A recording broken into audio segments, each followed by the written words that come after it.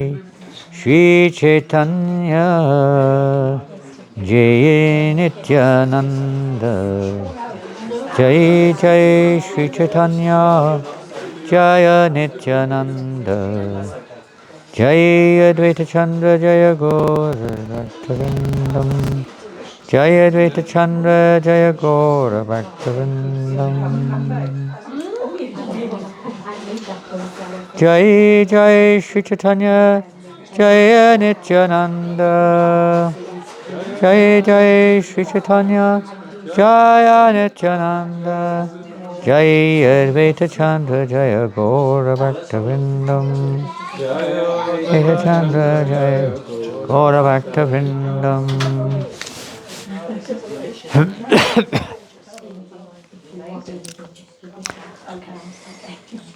Okay, I think Maharaj is going to read the Chaitanya Charitamrita while we're all taking our shot.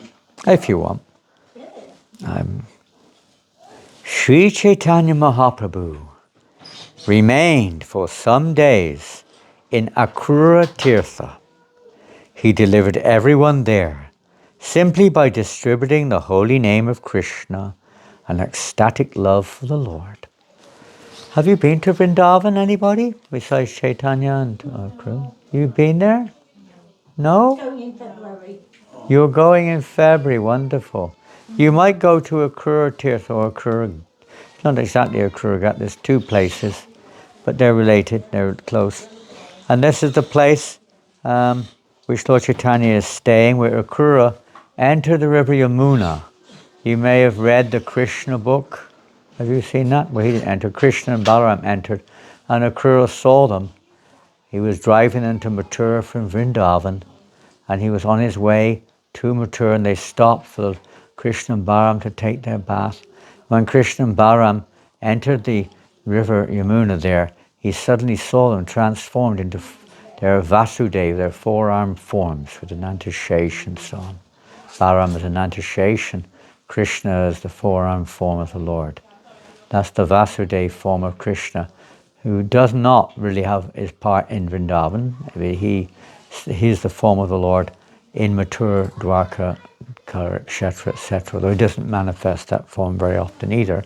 But at that point, it's like the joint junction between Vrindavan, the different mood, Vrindavan and Mathura. So it's called Akrura Tirtha. So Lord Chaitanya was staying in that area.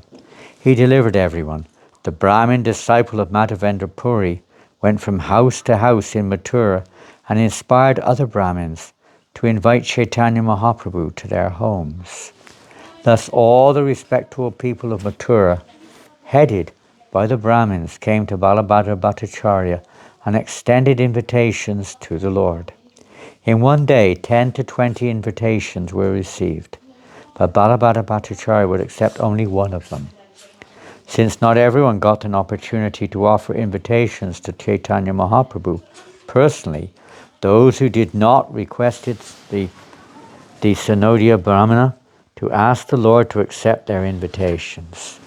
The Brahmins from different places, such as Kanyakubja and South India, who were all strict followers of the Vedic religion, offered invitations to Sri Chaitanya Mahaprabhu with great humility.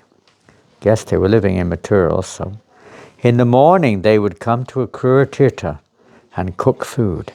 After offering it to the Shalagram Shila, they offered it to Sri Chaitanya Mahaprabhu. Purport. There are Brahmins known as Panchagoda Brahmanas, who come from 5 places in northern India. And there are Brahmanas known as Pancha Dakshinatya Brahmanas, who come from 5 places in southern India. In northern India, the places are Kanyakubja, Sarasvata, Gauda, Maithila, and Utkal. In southern India, the places are Andhra, Karnataka, Gujarat, Dravida, and Maharashtra. The Brahmins from these places are considered to be very strict followers of the Vedic principles, and they are accepted as pure Brahmins. They strictly observe Vedic principles and are not polluted by tantric misdeeds. All of these Brahmanas respectfully invited Chaitanya Mahaprabhu for lunch. One day, next verse, Sri Chaitanya Mahaprabhu sat at the bathing ghat of Akrura Tirtha and thought the following thoughts. Purport. Well, let's mention what we just said, but we'll read it again. Akrura Tirtha is located on the road between Vrindavan and Mathura. When Krishna and Balaram were being taken to Mathura by Akrura, the Lord rested at this place and took his bath in the Yamuna. When Krishna and Balaram took their baths, Akrura saw the entire world of Vaikuntha within the water. The inhabitants of Vrindavan also saw the Vaikuntha planets within the water. Next verse. Sri Chaitanya Mahaprabhu thought, at this bathing place, Akrura saw Vaikuntha, the spiritual world, and all the inhabitants of Braj saw Goloka Vrindavan. While considering how Akrura remained within the water, Sri Chaitanya Mahaprabhu immediately jumped in and stayed underwater for some time. It's interesting that says there that Akrura saw Vaikuntha, but the inhabitants of Braj saw Goloka Vrindavan. They're two totally different moods, you know. Even ourselves, we all have different moods. When you look at something, what you see and I see is the same, but it's not the same. You see it as attractive, I see it as distracting. You see something as nice and tasty and someone else sees it as, oh, horrible. You're attracted according to your nature. So the residents of Vrindavan have no interest in seeing Vaikuntha. Not attractive. Whereas Akrura is in that mood. He's in that mood. He's in the Mathura mood. More the Vaikuntha. It's not exactly as the Mathura mood, but it's tinged with Vaikuntha mood, reverential mood. When Krishna Das saw that Chaitanya Mahaprabhu was drowning, he cried and shouted very loudly. Did you read that? No, you missed it.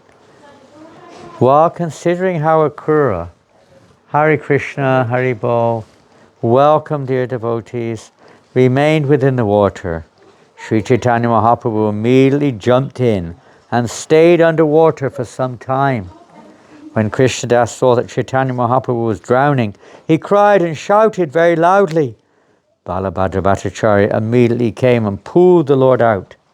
After this, Balabhadra Bhattacharya took the Sanadiya Brahmin to a secluded place and consulted with him. Balabhadra Bhattacharya said, since I was present today, it was possible for me to pull the Lord up. But if he starts to drown at Vrindavan, who will help him? Now there is a crowd of people here, and these invitations are causing much disturbance. In addition, the Lord is always ecstatic and emotional. I do not find the situation here very good. It would be better if we could get Sri Chaitanya Mahaprabhu out of Vrindavan. That is my final conclusion. Take Lord Chaitanya out of Vrindavan. The Sanadiya Brahmin said, let us take him to Prayag and go along the bank of the Ganges. It will be very pleasurable to go that way. After going to the holy place named Sorokshetra and bathing in the Ganges, let us take Sri Chaitanya Mahaprabhu that way and go. It is now the beginning of the month of Magh. If we go to Prayag at this time, we shall have an opportunity to bathe for a few days during Makara Sankranti. That's the time of the Kumbh Mela? Maybe. I'm not sure. 14th of January? Well, that's the month of Magh. It's in the month of Magh, so it may be. Makara Sankranti. Look it up and see. Yeah, or maybe Prabhupada writes here. Look, let's see. Purport. Bathing during the month of Magh at the Magh Mela still takes place. This is a very old Mela, or assembly, dating from time immemorial. It is said that ever since the Lord, in the form of Mohini, took a bucket of nectar and kept it at Prayag, holy men have gathered there every year and observed the Magh Mela. Every 12th year there is a Kumbh Mela, a great festival, and all the holy men from all over India assemble there. The Brahmin wanted to take advantage of the Magh Mela and bathe there. So That's what it is, taking advantage of that Mela. Normally they get, how many people come to the Kumbh Mela? Every year there's a Mela, it's very big, but then every 12 years there's a Magh Mela. Here's the big one. Very big one. Yeah. This year's the big one? Next year's the big one. Next year's the big one, is it? Yeah. So how many people come? Millions, yeah. Maybe 10 million? They estimate 10 to 20 million people. Estimated 10 to 20 million. Quite something, huh? What a gathering. I mean, that's huge. That's more people than live in Saltburn. Can you imagine that? You can't imagine it, you know. That more people gathered than what actually, the whole population of Saltburn. Phew. Phenomenal. We should do this on the beach there. Start a festival on the beach in Saltburn and call everyone down to the beach. Bathing at the confluence of the Ganges and Jamuna near the fort of Allahabad, Prayag, is mentioned in the revealed scriptures. Long verse. If one goes to Prayag and bathes at the confluence of the Ganges and Jamuna in the month of Magh, he attains the result of giving hundreds and thousands of cows in charity. Simply by bathing for 3 days there, he attains the results of such a pious activity. Because of this, the Sanadiya Brahmana was very eager to go to Prayag and bathe. Generally, karmis, fruitive laborers, take advantage of bathing there during the month of Magh, thinking that they will be rewarded in the future. Those who are situated in devotional service do not very strictly follow this karma kandiya process. It's not necessary, don't worry. The Sanodiya Brahmana continued, kindly submit to Sri Chaitanya Mahaprabhu the unhappiness you are feeling within yourself. Then propose that we all go to Prayag on the full moon day of the month of Magh. Tell the Lord of the happiness you will feel in traveling via the banks of the Ganges. Balabhadra Bhattacharya therefore submitted this prayer to Sri Chaitanya Mahaprabhu. Balabhadra Bhattacharya told the Lord, I can no longer tolerate the disturbance of the crowd. People are coming one after another to offer invitations. Early in the morning people come here, and not seeing you present, they simply tax my brain. I would be very happy if we all leave and take the path by the banks of the Ganges. Then we can have the opportunity of bathing in the Ganges at Prayag during Makara Sankranti. Purport. There are 2 great occasions for bathing in the Ganges during Magh Mela. One is on the day of the dark moon, and the other is on the day of the full moon during the month of Magh. My mind has become very much agitated, and I cannot bear this anxiety. Now everything rests on the permission of your Lordship. I will accept whatever you want to do. Although Sri Chaitanya Mahaprabhu had no desire to leave Vrindavan, he began to speak sweet words just to fulfill the desire of his devotee. Chaitanya Mahaprabhu said, you have brought me here to show me Vrindavan. I am very much indebted to you, and I should not be able to repay this debt. Whatever you desire, I must do. Wherever you take me, I shall go. The next morning, Sri Chaitanya Mahaprabhu got up early.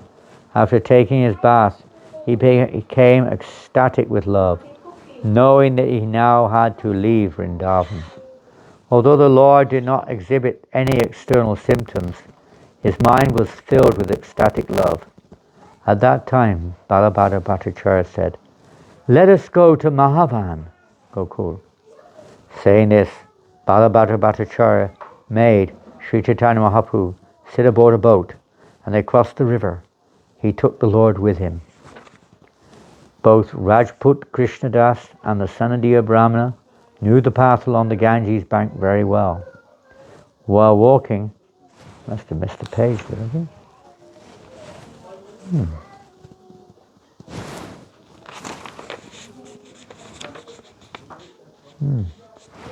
There's the Ganges. While walking, Sri Chaitanya Mahaprabhu, understanding that the others were fatigued, took them all beneath the tree and sat down. There were many cows grazing near that tree, and the Lord was very pleased to see them.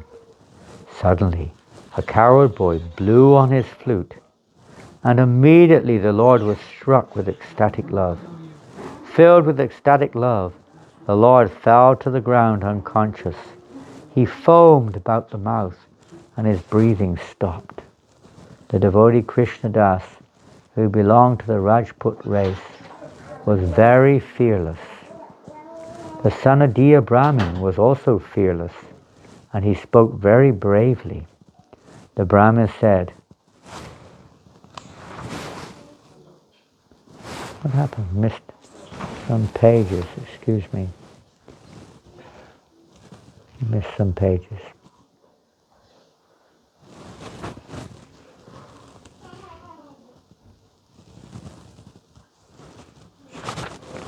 While the Lord was unconscious, 10 cavalry soldiers belonging to the Muslim Pathan military order rode up and dismounted.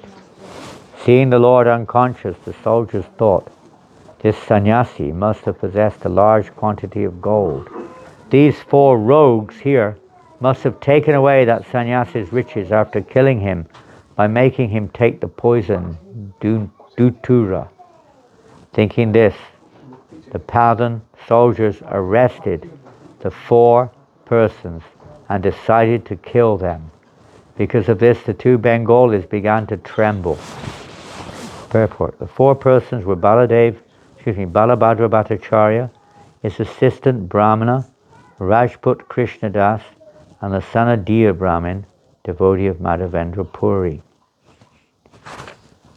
The devotee Krishnadas, who belonged to the Rajput race, was very fearless.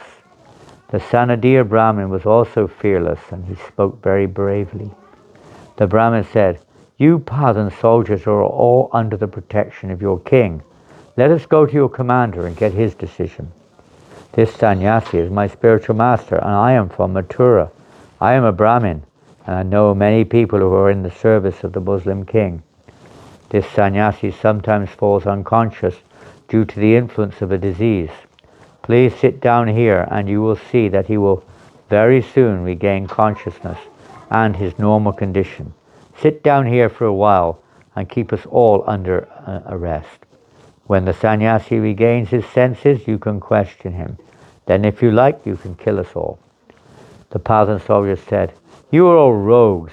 One of you belongs to the western lands, one to the district of Mathura, and the other 2 who are trembling belong to Bengal. Rajput Krishnadas said, I have my home here, and I also have about 200 Turkish soldiers and about 100 cannons. If I call loudly, they will come immediately to kill you and plunder your horses and saddles. The Bengali pilgrims are not rogues. You are rogues, for you want to kill the pilgrims and plunder them. Upon hearing this challenge, the Pathan soldiers became hesitant. Then suddenly Sri Chaitanya Mahaprabhu regained consciousness. Coming to his senses, the Lord very loudly began chanting the holy name, Hari, Hari! The Lord raised his arms upward and began to dance in ecstatic love. When the Lord shouted very loudly in ecstatic love, it appeared to the Muslim soldiers that their hearts were struck by thunderbolts. Seized by fear, all the Pathan soldiers immediately released the 4 persons. Thus Sri Chaitanya Mahaprabhu did not see his personal associates arrested. At that time, Balabhadra Bhattacharya went to Sri Chaitanya Mahaprabhu and made him sit down. Seeing the Muslim soldiers, the Lord regained his normal senses. All the Muslim soldiers then came before the Lord, worshipped his lotus feet and said, here are 4 rogues. These rogues have made you take Dutura. Having made you mad, they have taken all your possessions. Sri Chaitanya Mahaprabhu said, these are not rogues. They are my associates. Being a sannyasi beggar, I do not possess anything. Due to epilepsy, I sometimes fall unconscious.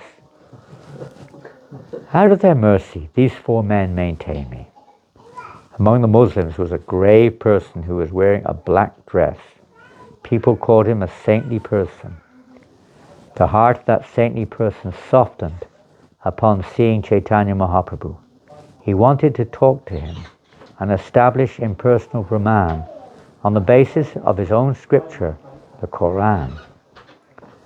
When that person tried to establish the impersonal Brahman conception of the absolute truth on the basis of the Quran, Sri Chaitanya Mahaprabhu refuted his argument. Whatever arguments he put forward, the Lord refuted them all. Finally, the person became stunned and could not speak. Sri Chaitanya Mahaprabhu said, "The Quran certainly establishes impersonalism, but at the end, it refutes that impersonalism and establishes a personal God. The Quran accepts the fact that ultimately there is only one God. He is full of opulence, and his bodily complexion is blackish." Purport. The revealed scripture of the Muslims is the Quran. There is one Muslim sampradaya known as the Sufis. The Sufis accept impersonalism, believing in the oneness of the living entity with the absolute truth. Their supreme slogan is Anal Haq.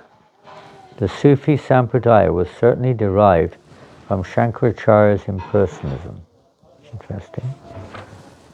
According to the Quran, the Lord has a supreme, blissful, transcendental body. He is the absolute truth, the all-pervading, omniscient, and eternal being. He is the origin of everything. Creation, maintenance, and dissolution come from him. He is the original shelter of all gross and subtle cosmic manifestations. The Lord is the supreme truth, worshipable by every one. He is the cause of all causes. By engaging in his devotional service, the living entity is relieved from material existence. No conditioned soul can get out of material bondage without serving the Supreme Personality of Godhead. Love at his lotus feet is the ultimate goal of life. Purport. According to the Muslim scripture, without ibadat, offering prayers at a mosque or elsewhere 5 times daily, namaz, one cannot be successful in life. Sri Chaitanya Mahaprabhu pointed out that in the revealed scripture of the Muslims, love of Godhead is the ultimate goal. Karma Yoga and Jnana Yoga are certainly described in the Quran, but ultimately the Quran states that the ultimate goal is the offering of prayers to the Supreme Person, Ibadat. The happiness of liberation, whereby one merges into the Lord's existence, cannot even be compared to a fragment of the transcendental bliss obtained by service unto the Lord's lotus feet. In the Quran, there are descriptions of fruitive activity, speculative knowledge, mystic power, and union with the Supreme. But ultimately, all this is refuted, and the Lord's personal feature established, along with his devotional service. The scholars of the Quran are not very advanced in knowledge. Although there are many methods prescribed, they do not know that the ultimate conclusion should be considered the most powerful. Seeing your own Quran and deliberating over what is written there, what is your conclusion? The saintly Muslim replied, "All that you have said is true. This has certainly been written in the Quran. But our scholars can neither understand nor accept it. Usually they describe the Lord's impersonal aspect, but they hardly know that the Lord's personal feature is worshipable. They are undoubtedly lacking this knowledge." Purport. The saintly Muslim admitted that those who were supposedly conversant in the teachings of the Quran could not ultimately understand the essence of the Quran. Because of this, they accepted only the Lord's impersonal feature. Generally, they recite and explain this portion only. Although the transcendental body of the Lord is worshipable, most of them are unaware of this. Next verse. Since you are that very same Supreme Personality of Godhead himself, please be merciful upon me. I am fallen and unfit. I have studied the Muslim scripture very extensively, but from it I cannot conclusively decide what is the ultimate goal of life or how I can approach it. Now that I have seen you, my tongue is chanting the Hare Krishna Mahamantra. This false prestige I felt from being a learned scholar is now gone. Saying this, the saintly Muslim fell at the lotus feet of Sri Chaitanya Mahaprabhu and requested him to speak of life's ultimate goal and the process by which it could be obtained. Sri Chaitanya Mahaprabhu said, "Please get up. You have chanted the holy name of Krishna. Therefore, the sinful reactions you have accrued for many millions of lives are now gone. You are now pure." Sri Chaitanya Mahaprabhu then told all the Muslims there, "Chant the holy name of Krishna. Chant the holy name of Krishna." As they all began to chant, they were overwhelmed by ecstatic love. In this way, Sri Chaitanya Mahaprabhu directly initiated the saintly Muslim by advising him to chant the holy name of Krishna. The Muslim's name was changed to Ramadas. Another Pathan Muslim peasant there was named Vijuli Khan. Purport. By Srila Prabhupada, after being initiated, the devotees in the Krishna consciousness movement changed their names.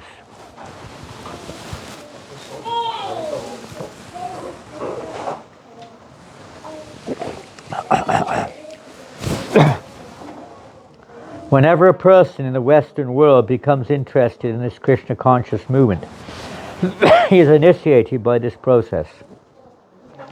In India, we are falsely accused of converting Mlechas and Yavanas to the Hindu religion. In India, there are many Mayavadi sannyasis known as Jagat Guru, although they have hardly visited the whole world. Some are not even officially educated, yet they make accusations against our movement and accuse us of destroying the principles of the Hindu religion by accepting Muslims and Yavanas as Vaishnavas. Such people are simply envious.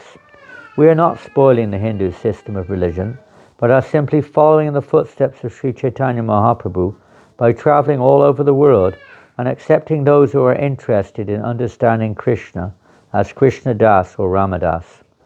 By the process of a bona fide initiation, their names are changed. Next verse. Vijuli Khan was very young, and he was the son of a king. All the other Muslims or Pathans headed by Ramdas were his servants. Vijuli Khan also fell down at the lotus feet of Sri Chaitanya Mahaprabhu, and the Lord placed his foot on his head. After bestowing his mercy upon them in this way, Sri Chaitanya Mahaprabhu left. All those Pathan Muslims then became mendicants. Later, these very Pathans became celebrated as the Pathan Vaishnavas. They toured all over the country and chanted the glorious activities of Sri Chaitanya Mahaprabhu. Vijuli Khan, a greatly advanced devotee, and his importance was celebrated at every holy place of pilgrimage. In this way, Lord Chaitanya Mahaprabhu performed his pastimes. Coming to the western part of India, he bestowed good fortune upon the Yavanas and the Mlechas. Purport. The word Yavana means meat eater. Anyone from a meat-eating community is called a Yavana. One who does not strictly observe the Vedic regulative principles is called a Mlecha. These words do not refer to any particular man. Even if a person is born in a Brahmin, Kshatriya, Vaishya or Shudra family, he is a Mlecha or Yavana if he does not strictly follow the regulated principles or if he eats meat. Sri Chaitanya Charitamrita Ki Jai. Hare Krishna. Srila Prabhupada has also kindly come. Unlimited mercy all over the world. Some of us may have been meat eaters before we became connected to the Hare Krishna movement. We don't want to embarrass anyone, but quite likely many of us were meat eaters. Even those born in Indian families oftentimes are involved in eating meat, especially in the Western world. Fish, meat, chicken, this, that. Sometimes smoking, sometimes drinking, so many things. Very difficult, but Srila Prabhupada is pretty much, you could say, against the grain, almost an impossible task, has transformed people's lives. Not just persons who converted to meat eating or what have you, but persons who were born into it. And I think many of us were born into it, basically, isn't it? Pretty much. As early as you could eat, anyway. Families knew nothing else. That was the natural. When I first became a vegetarian, which was in 1969, more or less, not completely, but more or less. I mean, we didn't really know, totally what it meant, but something like a vegetarian at least. It was like, quite, what can you say, almost like a complete shock for the people where I came from. Perhaps I was the only vegetarian in the town. It was bigger than Saltburn. It wouldn't take much for everyone in Saltburn, 6,000 people. It's possible. You have a restaurant, vegetarian restaurant there? Catherine has vegetarian. You run a vegetarian It's restaurant, called Shanty. congratulations. It's called Shanty, yeah. Pardon? It's called Shanty. Shanty, our restaurant in Dijon in France is called Shanty also. And that's where we have our group. There you go. Well, congratulations. Really well done. Thank you. No, thank you. Wonderful, wonderful. Pardon? You have a vegetarian restaurant? No, but there is a vegetarian restaurant run by devotees in Gateshead. Where? Oh, in Gateshead, yes. Yeah, Gateshead. In Gateshead? Run by devotees also? Devotees, wonderful. Quite new. Yeah. Ah, Something. never been. Jagannath Prabhu. Yeah. Jagannath Prabhu. Huh? Jagadish? Jagannath. He comes to Newcastle. Ah. Jagannath and his wife. They open a restaurant. Really? In Gateshead, huh? The little restaurants are popping up. That's wonderful. You have to have a restaurant in Sunderland. Here, you're living here. You have to have a restaurant in Sunderland. Hey? Good idea. Your dad's here as well. You have to have a restaurant in Sunderland. Yeah. Why not? It's much bigger than Gateshead or Saltburn. Much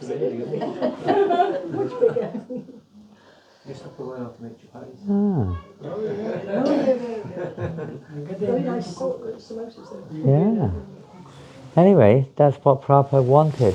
Srila Prabhupada, in his last month, he discussed the future, basically speaking, and the letter was written out. It wasn't written by Prabhupada, he wasn't writing, but it was authorized by Prabhupada. I think Satsrup Maharaj, or one of his servants, sent it out. And it said, from now on, basically it said, we don't really need temples in the West. He's talking the West.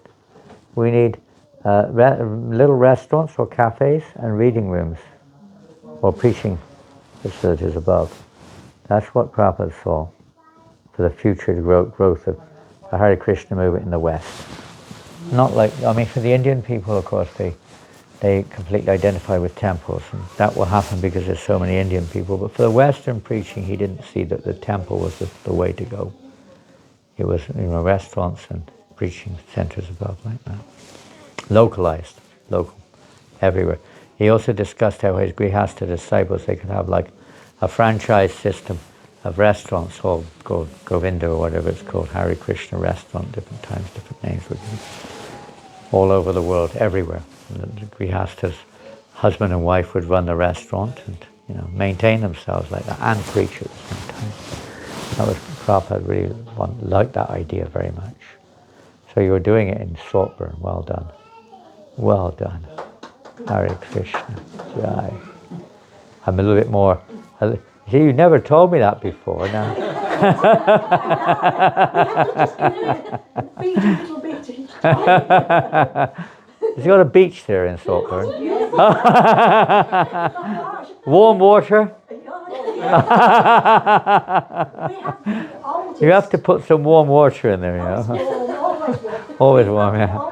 If you're a penguin. We've got a lift, seal. the lift from the top to the bottom, a cliff lift going to the oldest in the world. No. The oldest lift in the world. Yeah, it's water powered, you see. Water powered, my The goodness. oldest in the world. What happens if you get stuck in the middle? Daddy, what happens if the water bottle breaks? You've been there? And then you get stuck in the middle? Really? Wow. Because the water will be pushing you up or down, right? That's right, yeah. So what happens if the water breaks and your whole car? I don't think it ever does. It was Victorian people, so it's about 200 years old and it's still working. Is it still working, is it? Still working. Yeah, Phew. They used to a long time in those days. yeah, exactly. Yeah. Well, wonderful. Is everyone comfortable? Ramai Prabhu. Where's our host? then Jake's here. Just seen Jake. Someone's coming, arriving? Jake's just arrived. The what? Jake has just arrived. Jake! Jake. He lives in Seaburn. Yeah, Seaburn Jake. He just come down from Seaburn. Here he is. Mr. Seaburn. Arrival. Hey, you're from Saltburn. Jake is from Seaburn. Yeah. No fighting. Although close, you know, they could be like totally different cities or something. Hey, well, they're not far away. They're on the same coast. But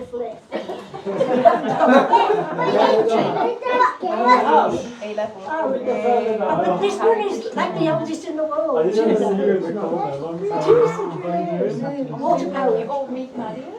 Yeah, but Saltburn also what about the lift? It sounds like a famous place, this Saltburn. Famous. I think everybody wants to go to Saltburn. You've been to Saltburn. You've never been to Saltburn. No, but you obviously want to come, I think. It's a lovely Not beach. here. Adidas, over there. You go there. Hare Krishna, Hare Krishna. Nadia, Nadia, go to me, Nityananda Mahajan.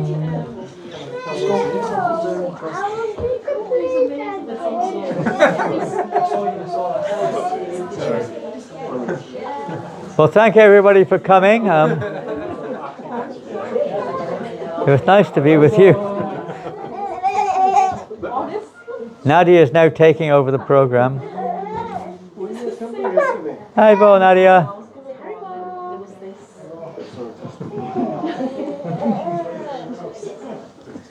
Lecture's not finished. Ramai Prabhu, can you kindly Yeah. guide us as to what you want us to do this evening? Yes, Maharaj. So first of all, we're just very, very grateful and thankful to you, Maharaj. Jalanand Swami Maharaj has come to Sunday. And we're very, very grateful and for you as well to have come today to hear Maharaj. So it's a great opportunity and not to miss Dad? because Maharaj, no, is so busy and for a little bit that you're getting, it's such a bliss. Because it's a drop of water, but it can represent the ocean, that fucking Maharaj. So we're very, very grateful, Maharaj. And thank you very much for. Thank you for inviting us. And, So, is that it? Is there anything more to the evening, or is that it?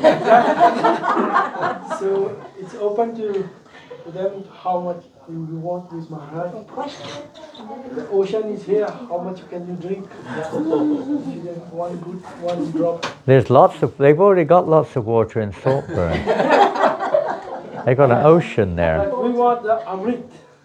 Yes. The nectar, not salt water. Oh, they have salt water there. So Okay. Maharaj is here to give you the nectar. I know. You have to have nectar to get it. Well, yeah, but you may get a strange answer. Oh, my big strange question. It might be it also.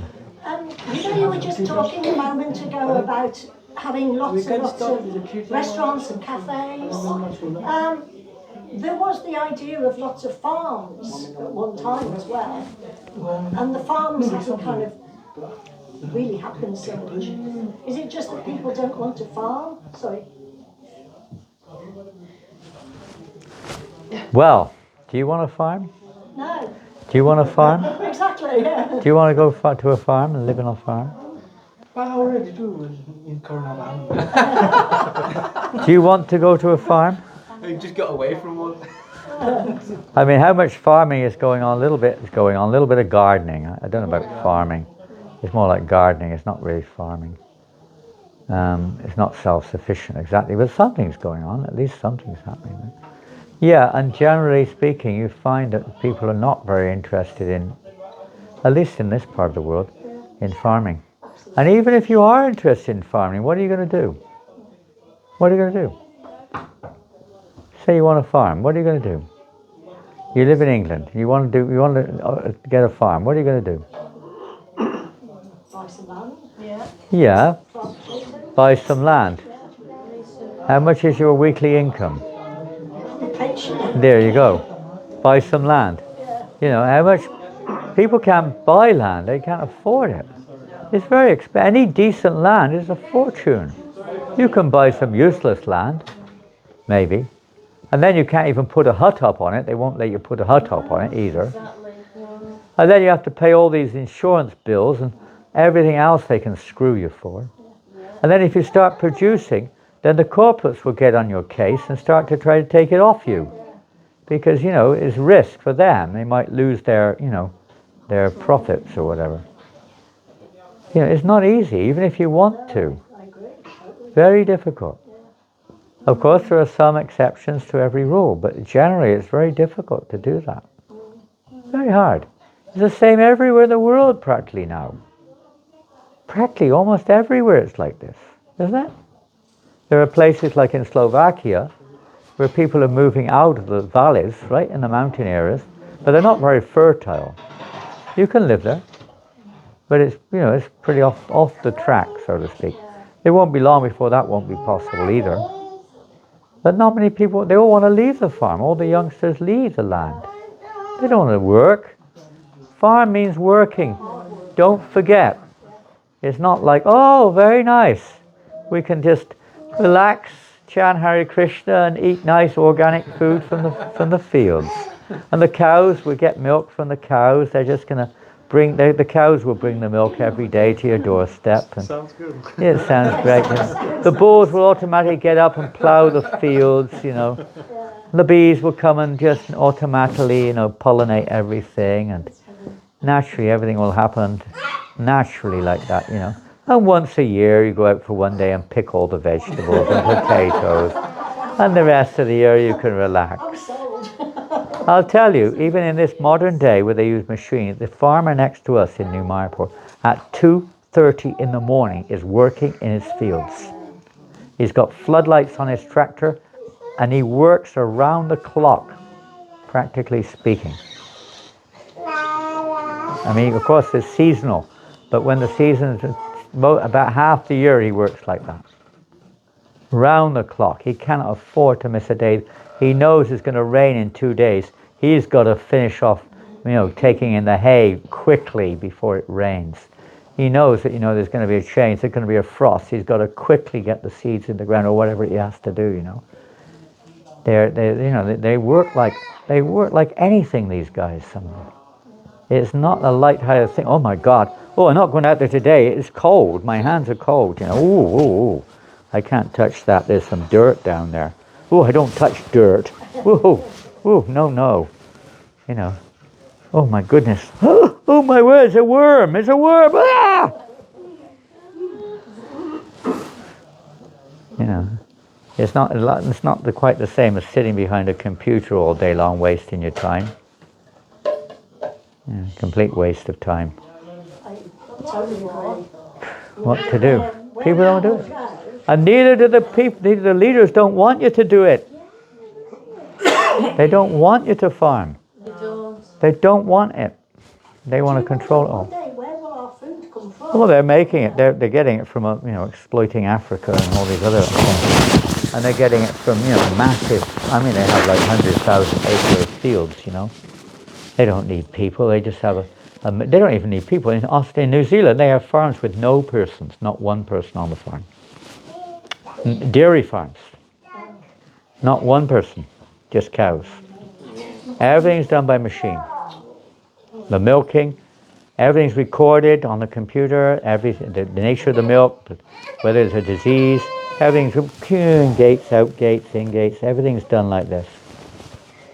Not a single person there. He sits in an office in the city on a computer, just keeping a daily check on what's happening.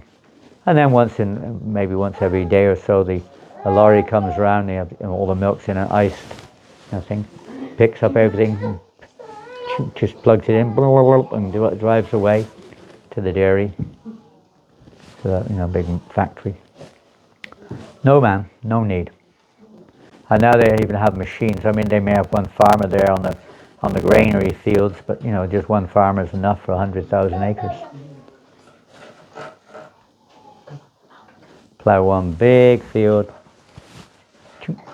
maybe 1, 2 of them. So that's the age we're in, I'm afraid. And they get paid. Even if they don't produce, they get paid. They're employed by the government. They're not they're not self-employed. They're working under the government. What choice do you have? What are you going to do? Grow something in your garden? What you can do, if anyone has a garden, and I'll tell you, this is something better than nothing. If you have a garden, I see you have a nice garden at the front here, and another one at the back there. You can grow your own fruit and vegetables in the garden there. I see you've got some grass growing there. But first you have to clear the garden. Pardon? But first you have to clear the garden up. You have to clear the garden up. Let's say you have to dig your garden up out the back there. Then you can start growing things. I don't know if you ever were there, any of you, in Auckland when the brahmacharis, we had Deva and Rita Maharaj, one sannyasi, has a brahmachari ashram there in Auckland, in the city. And Auckland City in New Zealand is a little bit, I don't know if it's related to Bishop Auckland, but it's got the mood there is everyone has their own little house. The houses are not joined to each other. They're all individual. Everyone has a small garden. A garden maybe, I don't know how big it is, maybe 5 to 10,000 square feet, maybe, something like that. Maybe 5, maybe not even that. Maybe 4,000 square feet. Just, moderate town garden, suburban garden. So those 8 when they were there, they're not there now. They had this house, there were 8 brahmacharis living there. And they, all year round, 365 days a year, they did not buy one vegetable. They had 2 meals a day, mostly of vegetables. One of the boys' name was Yadu Rai. He's a born farmer. And he knew how to grow things on the roof. All the roofs were covered in vegetables. Pumpkins and squashes and hanging vegetables and all kinds of things. The tomatoes, there were no footpaths. You had to kind of negotiate your way over the vegetables to get to the door. The footpath was covered in floor tomatoes. They were growing out onto the road outside. The local council was getting concerned. They said they actually were negotiating to give them a bigger garden to solve the problem. They were quite impressed. He was growing all the herbs, all the spices, all the vegetables all year round. 8 devotees, young, big eaters. 2 meals a day. Oh, so many, and all organic. You'd be surprised what you can do if you're serious. You'd be surprised. People are not serious. They'd rather go to, do you still have Tesco's in England? Tesco? Rather go to Tesco and, maybe you spend a few pounds or something. You get a bag of already peeled potatoes, no worms, no eyes, dead potatoes, a bag of dead potatoes, right? All dead, lifeless potatoes. Why? So then you can go to the pharmacist and spend the rest of your money on medicine to make up for it, or hospital bills, or gym bills, or some other bill because you're so blooming unhealthy. Because you spent the rest of your money on your car and your buses and everything else because you can't be bothered to walk. Isn't it? And you've got to get your mobile, and the mobile is very healthy for you, by the way. Mobiles are medically very healthy, aren't they? Is that right? Some are laughing, some are not sure what to do. They even tell you these things, that this is dangerous, too much of this is dangerous. Radioactivity. You can go into your phone. Huh? You can go into your phone, into the settings, and it tells You can go how into it. dangerous. That's pretty good. You can get into your phone. Hide in there. You can. It says there in writing that you can, you've got to keep it away from you. You're going to keep it away from you. Yeah, there you go. But most people can't live without it, can they? It's like your best friend. It's like you can lose everything else, but I can't lose my mobile. And what to expect, Very short space of time, all of this has changed. All this has happened in the last 20 or 30 years. Yeah.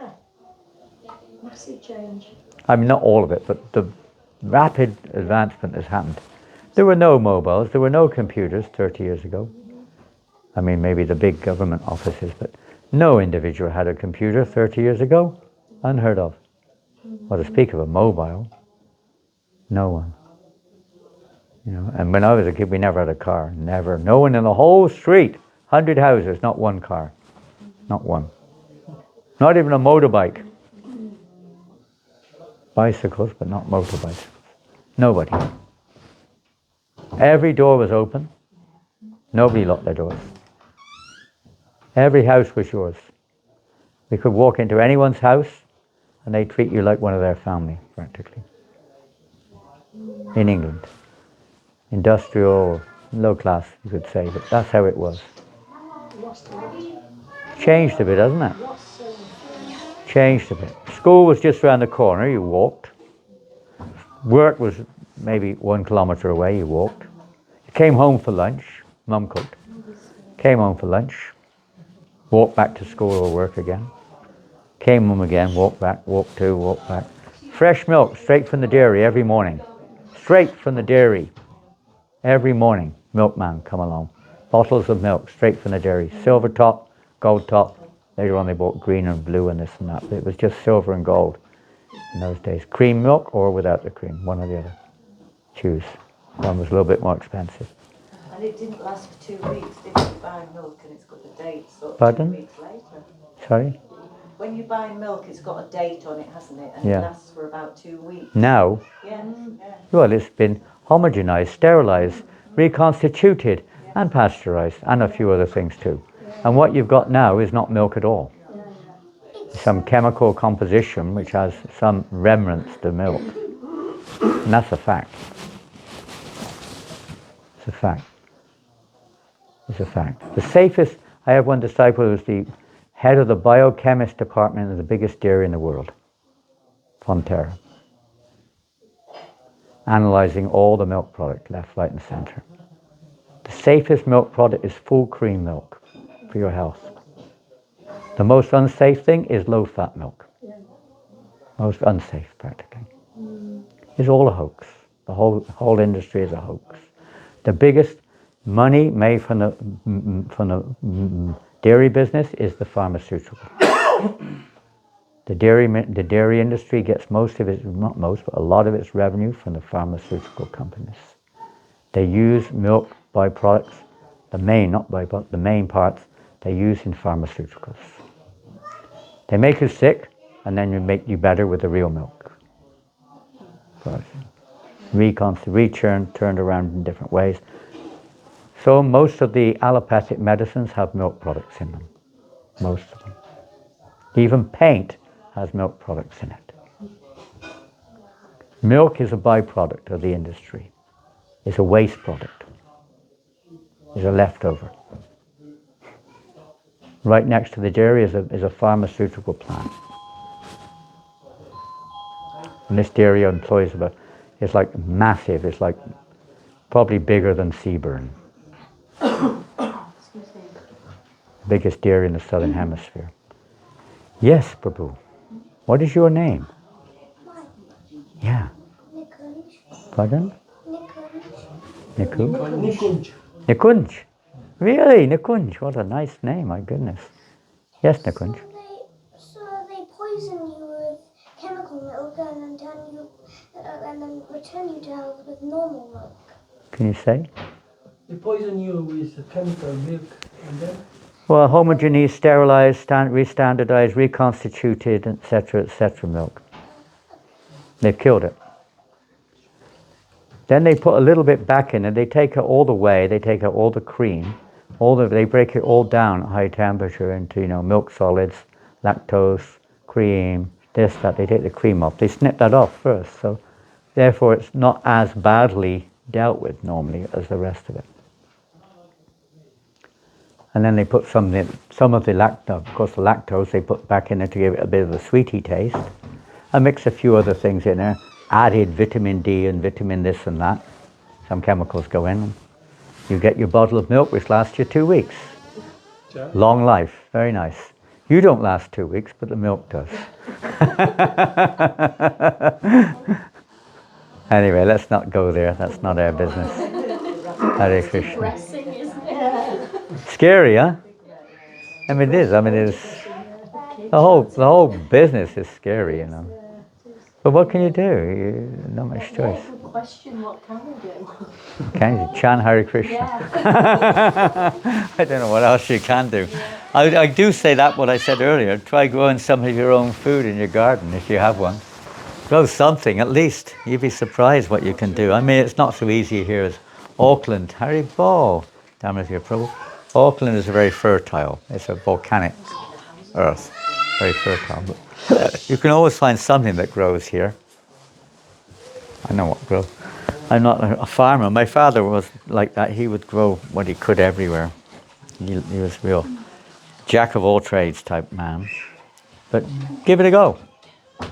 It's become quite popular in many Western cities now, growing as much as you can. In fact, it's not totally against it. They don't mind you growing a little bit, as long as you don't grow too much.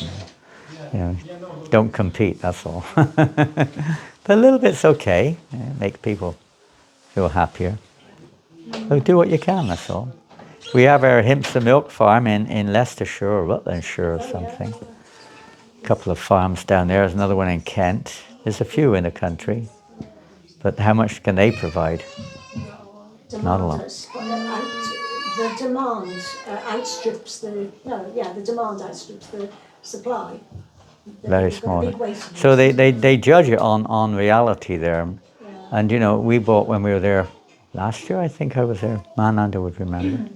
He's not here. But I bought 1 kilo of cheese, 120 pounds. 1 kilo of cheese. That's the cost of production. Who can afford 120 pounds for a kilo of cheese? For me, it was a donation to the project. I wasn't thinking of buying cheese. You know. No, Marge, you can have it free. I said, I'm not worried about the price. I'm giving this for your project. But it was 120 pounds. £9, I think, for 1 litre of milk or something like that. Gopal is asking if it was nice trees. Pardon? Was it nice trees? Gopal is asking. She what? Was it nice cheese at least? Oh, yeah, it was very nice. She can have you going down. All your money is gone now. Finish. You're bankrupt now. All your money is going on cheese from now on. Hare Krishna. Okay, now the boss has come. We've got to get serious again now. Okay, sorry about that. We were babysitting duties. The boss in there just told me I need to now look after my children. Oh, okay. Okay, the boss of the boss. So who's the boss? The children? You? Or your boss? I guess they're the boss. They're the and boss. She's second in command. And you're down the line. You're at the bottom of the line. You're at the bottom of the line. Okay. Welcome those devotees who've just arrived from far and near. All the way from Newcastle they have come. Do you come together, the three of you, or separately? All together. Good. Very nice. Thank you for coming. Thank you for coming. You know Nikunj? Young Nikunj here? Yeah, he's famous. Famous boy. Did you bring your mum and dad? Left them at home, did you? Left them at home. Oh, you put her in the back room there. She's a bit too rowdy, is she? A bit too noisy. Yeah, good. Keep her back there. Good boy. Where do you live? Durham. Durham? Durham! Say Durham? Yeah. Wow, that's a nice place. Oh. Yeah, nice place. You haven't been there? Oh, great place. You've been there, haven't you? One of the best places for Sankirtan. Really good Harinam there. Really nice. Old city, you know. Very old, isn't it good? Nice place. They're always busy. Lots of students. Thousands of students everywhere. Tourists everywhere. Very nice. Big cathedral, castle, university, river, bridges, old buildings, old streets. Whoa! I'm getting excited, I can see that. It's a bit like York. It's like a small version of York. A small version of York. Exactly. Exactly. Yeah.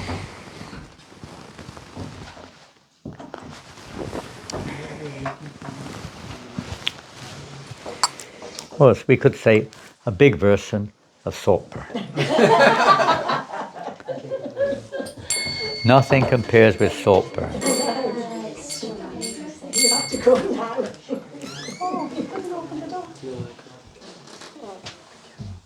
Do you need your wife need a chair? You sure? Unusual angle there. But you're in the door, so you're getting it very inconvenient for you. He won't let you sit there. You okay? Ta-da. So we've been reading. Those who've been with us the last day or two have been reading this. I don't know if you've ever seen it before. Maybe you've got it or not, I don't know. This is called The Glorious Life of Srila Narottam Das Thakur. Perhaps you've seen it. Some of you have been with us. We read this morning. How long did we read for this morning? 2.5 hours. Non-stop this morning. Together, loud, we read for 2.5 hours without stopping for 1 minute. Not even half a minute. So you can see how intriguing, how absorbing, how inspiring this book can be. All you have to do is hear. It's very simple. In fact, the whole of our Krishna consciousness movement is based on that one simple principle. Becoming, you could say, eligible to hear. It may not be the right word, but you get the idea. Being able to hear. Our only problem really is that we don't hear. We may like to talk, but mostly we talk nonsense. But hearing, sometimes as soon as we start hearing Krishna Katha, we suddenly realize we've got many things to do. And we're very busy. For 30 minutes we sit around talking Prajalpa, then someone comes along, Prabhu, shall we read the Bhagavatam? Oh, Prabhu, yeah, that's a good idea, but I'm very busy right now, I've got to go. I have no time. And you see them, then they go and they're on their internet, going on some surfing somewhere or another, here and there, wasting time. But when it comes to hearing, and even if we sit there, our mind's going all over the place, or we're thinking of something else, or we're secretly holding our mobile up by the side here, doing some text messaging, or falling asleep. Often that's the case. But this movement is based, of course, there must be chanting, otherwise there won't be anything to hear. Chanting must be there first, but in one sense. But from our point of view, hearing is the most important aspect, to hear. And so this week has been declared, although I don't know if anyone is aware of it, it's supposed to be the ISKCON here, Shravanam. A few weeks ago was the Kirtanam one, which nobody knew about either. And that was the Shravanam one. So if you didn't go for the Kirtanam one, you may not be aware of the Shravanam one either. And that means the process of hearing. Shravanam, Kirtanam. Shravanam, hearing first. Kirtanam, Shravanam. We all say chant and chant the holy names, but we have to hear the holy names. Chanting is always auspicious. Even if you don't hear, there's still some benefit there, but it's not anywhere near. Krishna doesn't reciprocate the same way. The more we hear, the more he reciprocates. The more he rewards or reveals himself to us. As he says to Arjuna, you can read in the Bhagavad Gita, if you not hear me, you'll be lost. Simple as that. Acting out of false ego. So, we've all got a bit of false ego, no doubt. But the more we can hear from the right source, Nivrittatar Shipagi Manat, Vivoshaji Chotamanobiranat. You have to hear from those who are Nivritta Trishna, those who have no material interest. That doesn't mean they're like aloof from the world, but they have no interest in it as such. They only see it as to be engaged in Krishna's service. It is not a place for sense enjoyment.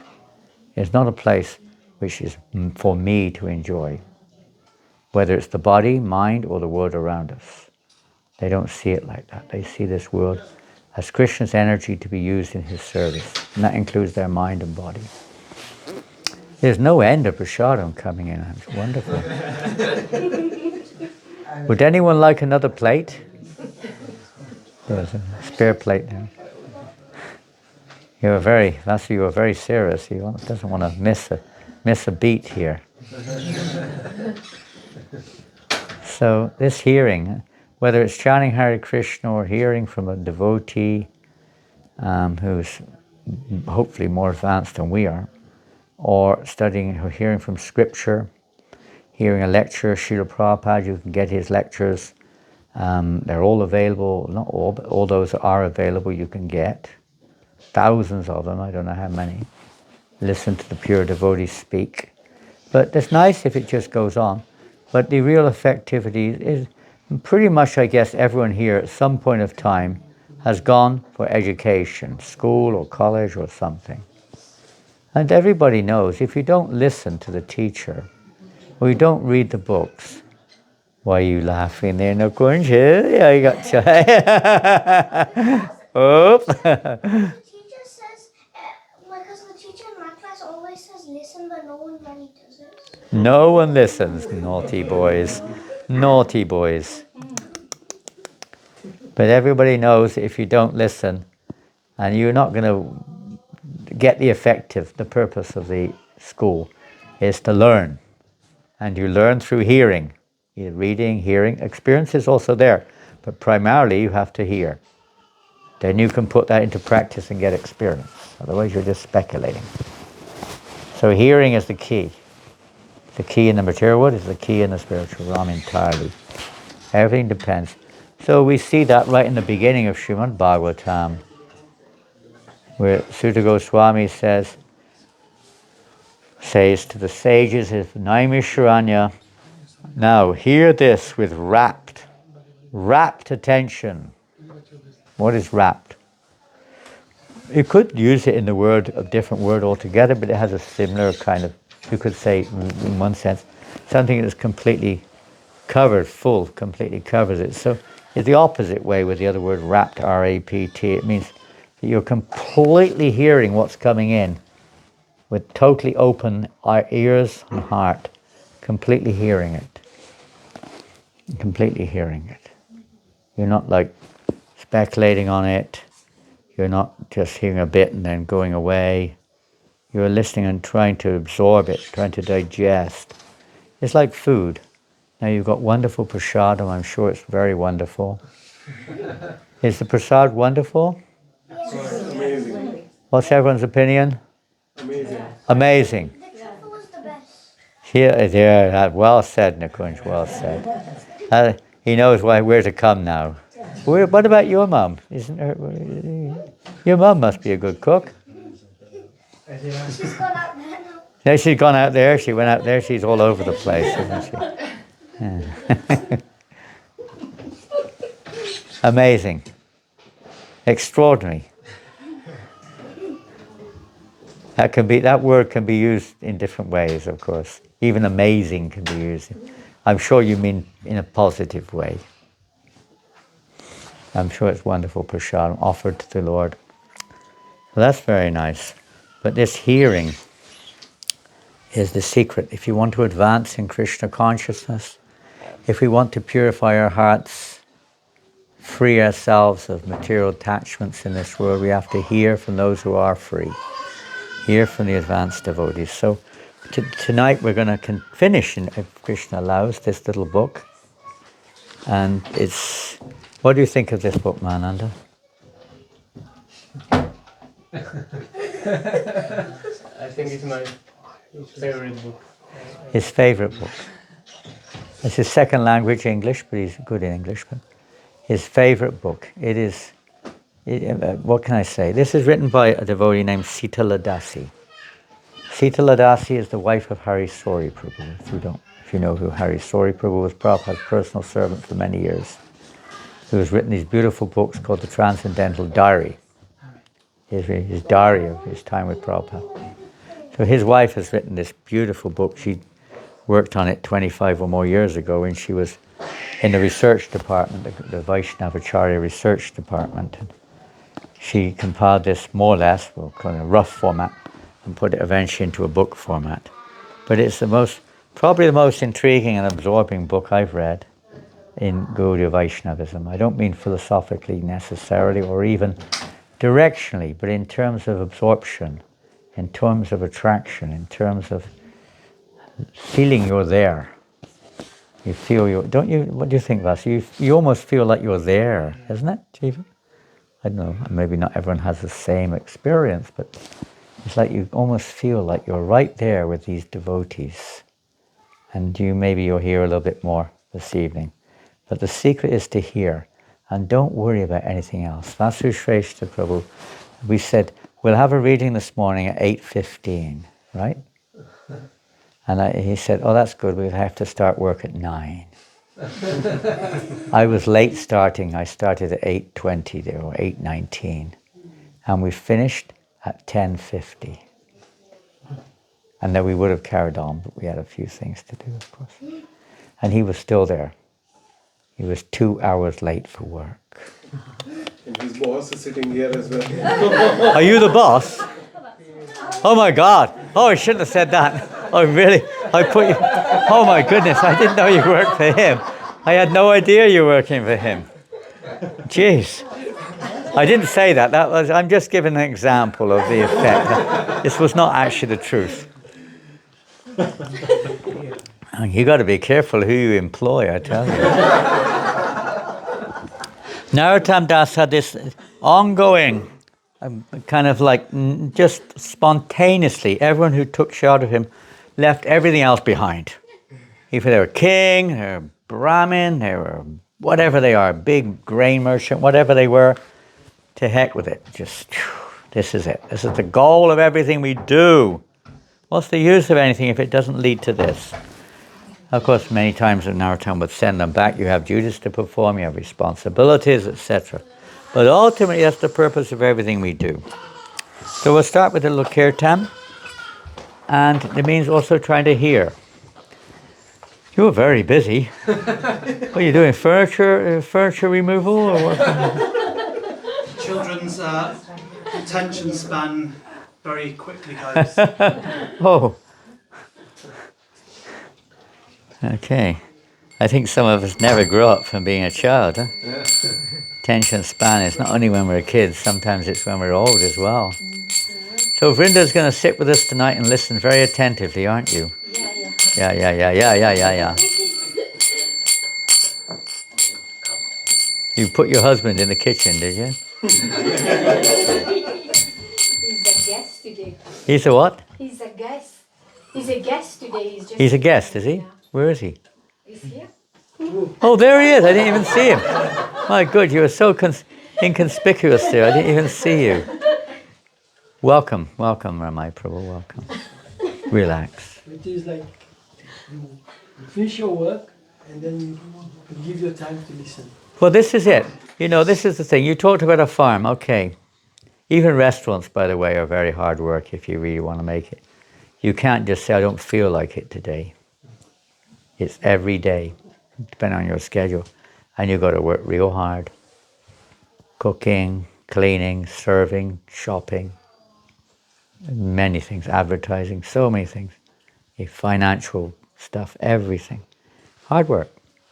Prabhupada wanted it, and maybe it will come by force eventually. Doesn't seem like it's going to come much by voluntary choice. Doesn't seem like it. Maybe by force. Restaurants can be done. You just need a bit of capital and a bit of support. They can be done in the city. So, farms. What were we going to say? We were going to say something about, what was that related to? Can't remember. Never mind.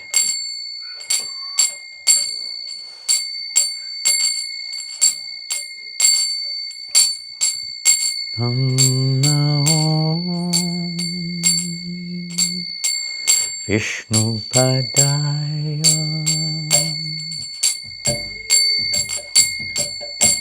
Krishna Prestaya Bhutale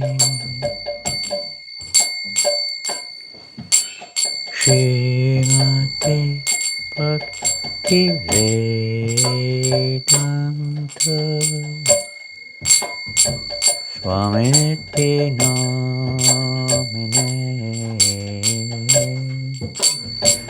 Om Vishnu Padaya Krishna Prestaya Bhutale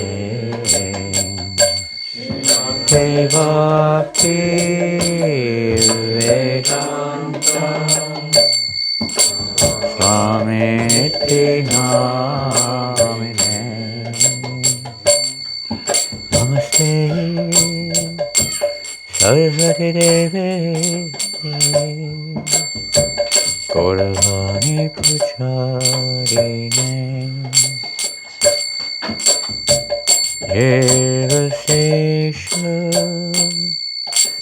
Sunyavadidi Paschatya Desatarine Namaste Saraswati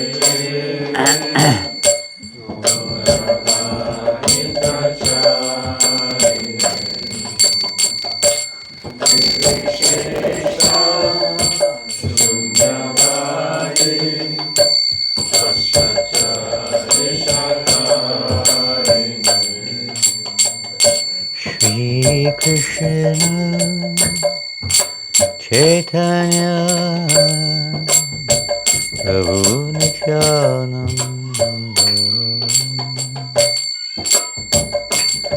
Shri Advaita Gadadhar Srivasadi Gaura Bhakta Vrinda Shri Krishna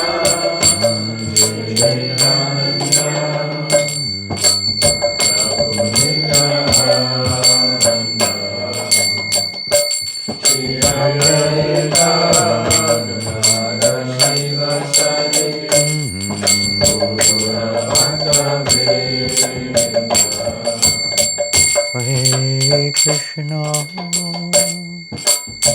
Hare Krishna, Krishna Krishna, Hare Hare, Hare Rama, Hare Rama, Rama Rama, Hare Hare. Hare Krishna, Krishna Krishna, Hare Hare, Hare Rama, Hare Rama,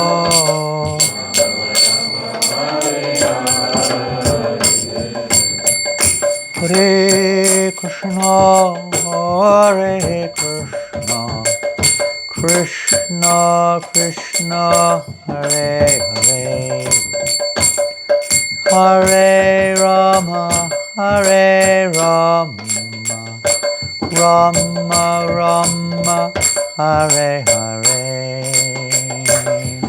Hare Krishna, Hare Krishna, Krishna Krishna, Hare Hare, Hare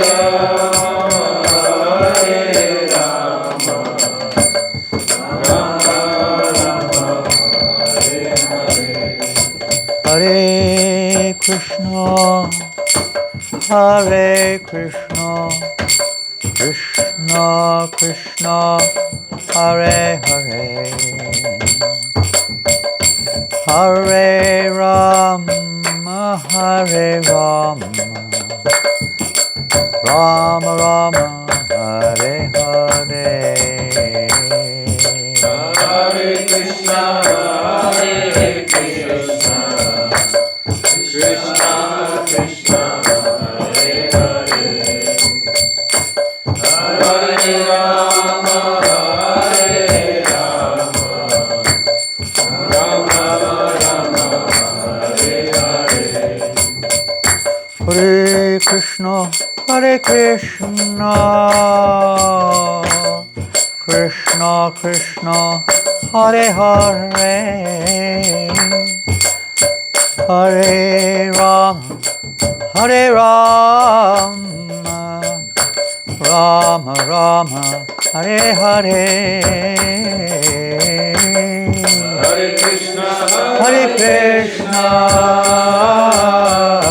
Krishna Krishna, Hare Hare, Hare Rama, Hare Rama,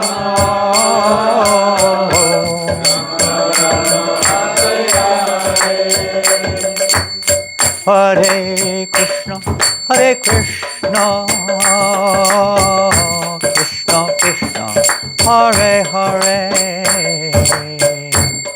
Hare Rama, Hare Rama, Rama Rama, Hare Hare. Hare Krishna, Hare Krishna,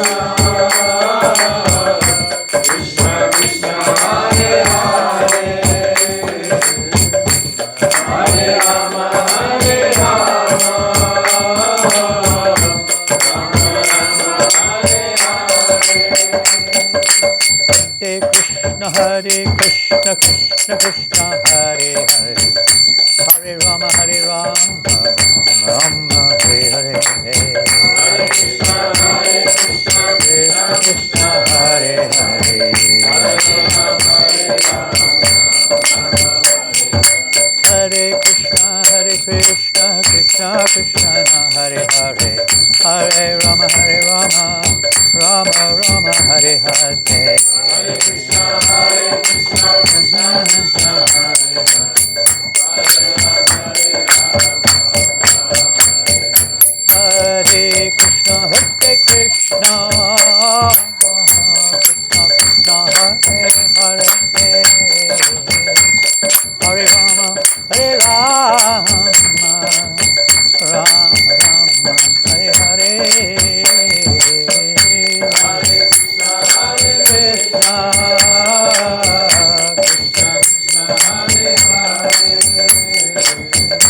Hare Rama, Hare Rama,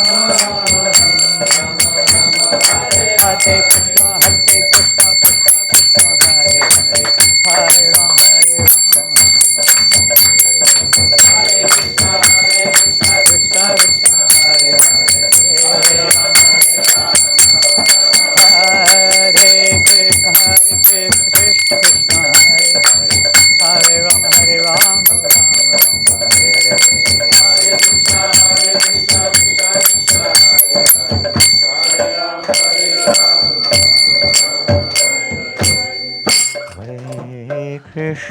Hare Hare Krishna, Hare Krishna,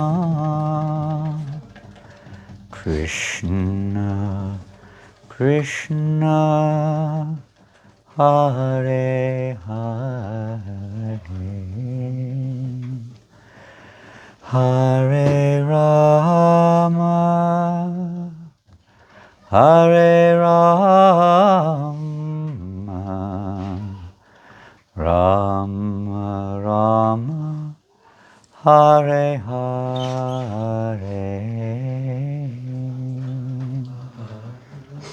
Hare Krishna, Hare Krishna,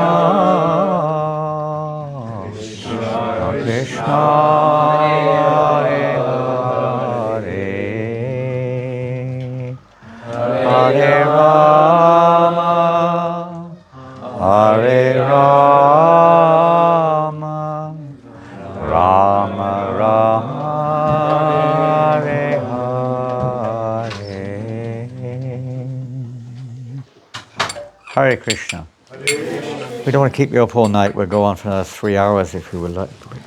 You have to get back to Saltburn. I know you do. Seaburn. I don't know where Seaburn. Seaburn's gone, is it? Seaburn disappeared. Saltburn's here, but Seaburn's not. But where is Seaburn?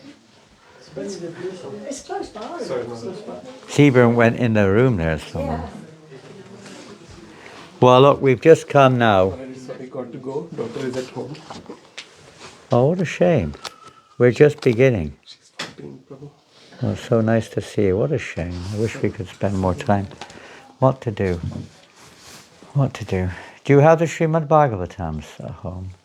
Please read them. Please, whenever you get the chance, read Srimad Bhagavatam. What is your name? Shashwat.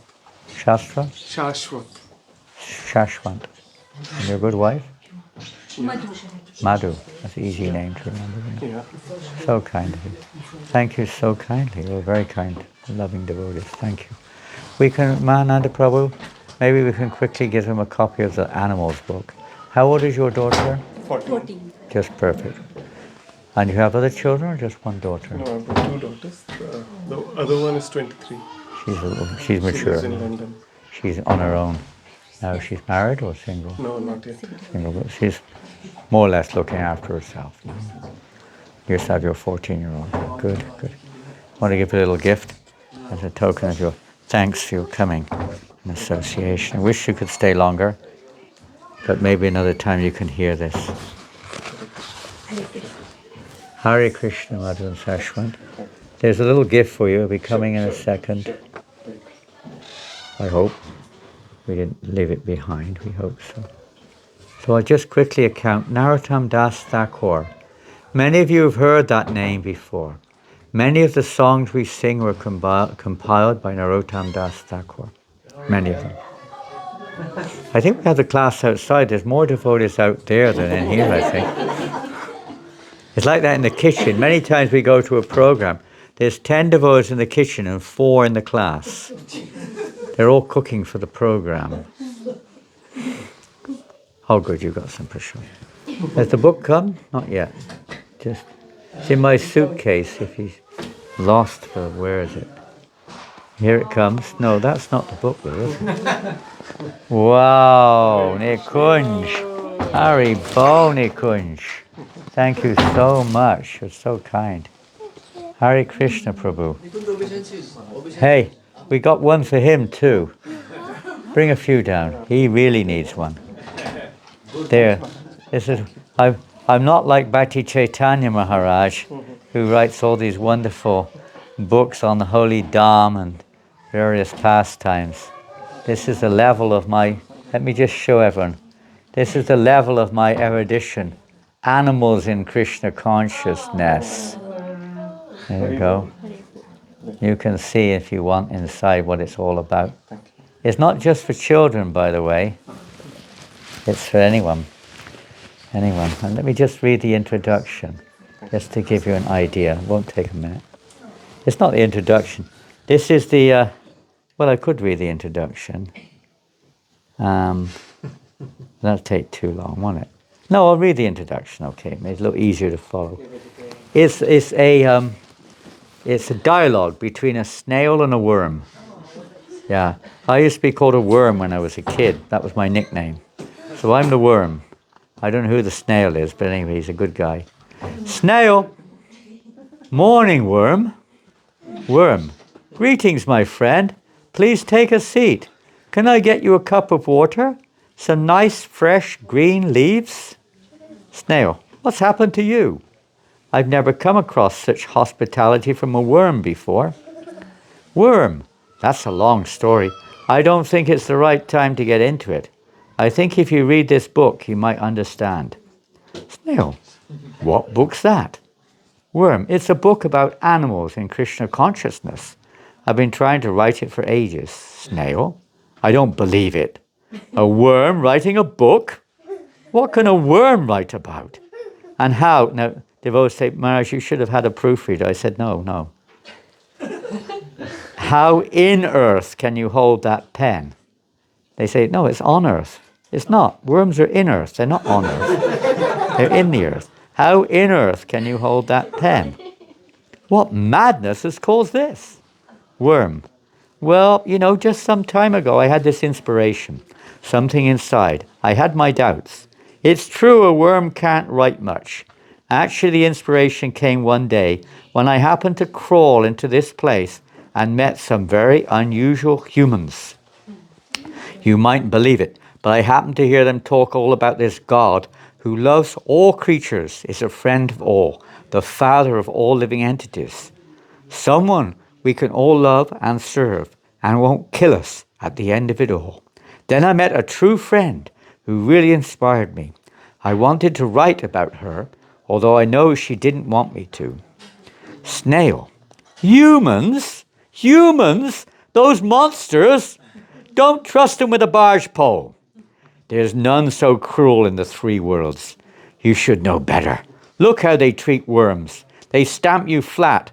They put you on hooks. They poison you. They eat you. My God, what don't they do? They don't care a damn about anyone, even themselves. I've heard horrific rumors about what they do to each other. Are you mad? Worm. Maybe, but Snail, I've honestly met some humans who actually respect us, who treat us as if we have feelings too. Listen to the tales I've got. Believe me, they're not all bad. Oh, Snail, all right, Worm. You've always been a good friend. Let's have some fun. Hare Krishna. Good night. Haribo. Thank you. Hare Krishna. So now we're going to go into another world. Beyond the bodily designation of life, you could say. Hare Krishna. We haven't got much time. And in any case, I'll be on my own very shortly. By the looks of it, it'll just be me and the Kunj. There'll be nobody else in the room. Oh, you're leaving too? No. Okay. I thought everyone comes in to say goodbye. Hare Krishna, welcome. Have you had prasadam? Yeah. Okay. Maybe you can relax for a few minutes. So there's no time to get into all the details, but basically Narottam Das Thakur was one of three very famous devotees after the Lord Chaitanya had left this world. There was Narottam, Srinivas and Shyamananda. And they were given the responsibility basically to spread the teachings of the Goswamis all over Bengal and Orissa and wherever they went. So they were trained by Jiva Goswami. They left Vrindavan. They went to their hometowns, their home places in Bengal and Orissa. Many pastimes in between. There's so much to be said. We don't have time. And Narottam, this book is primarily about Narottam Das, one of these three. You can read about Shyamananda in another book. You can read about Srinivas in other writings. I don't know if there's a book about him or not, but there's lots of writings about him. So this particular book is very special because Narottam, in our line, basically we especially follow the line of Narottam Das Thakur, particularly. Very much so.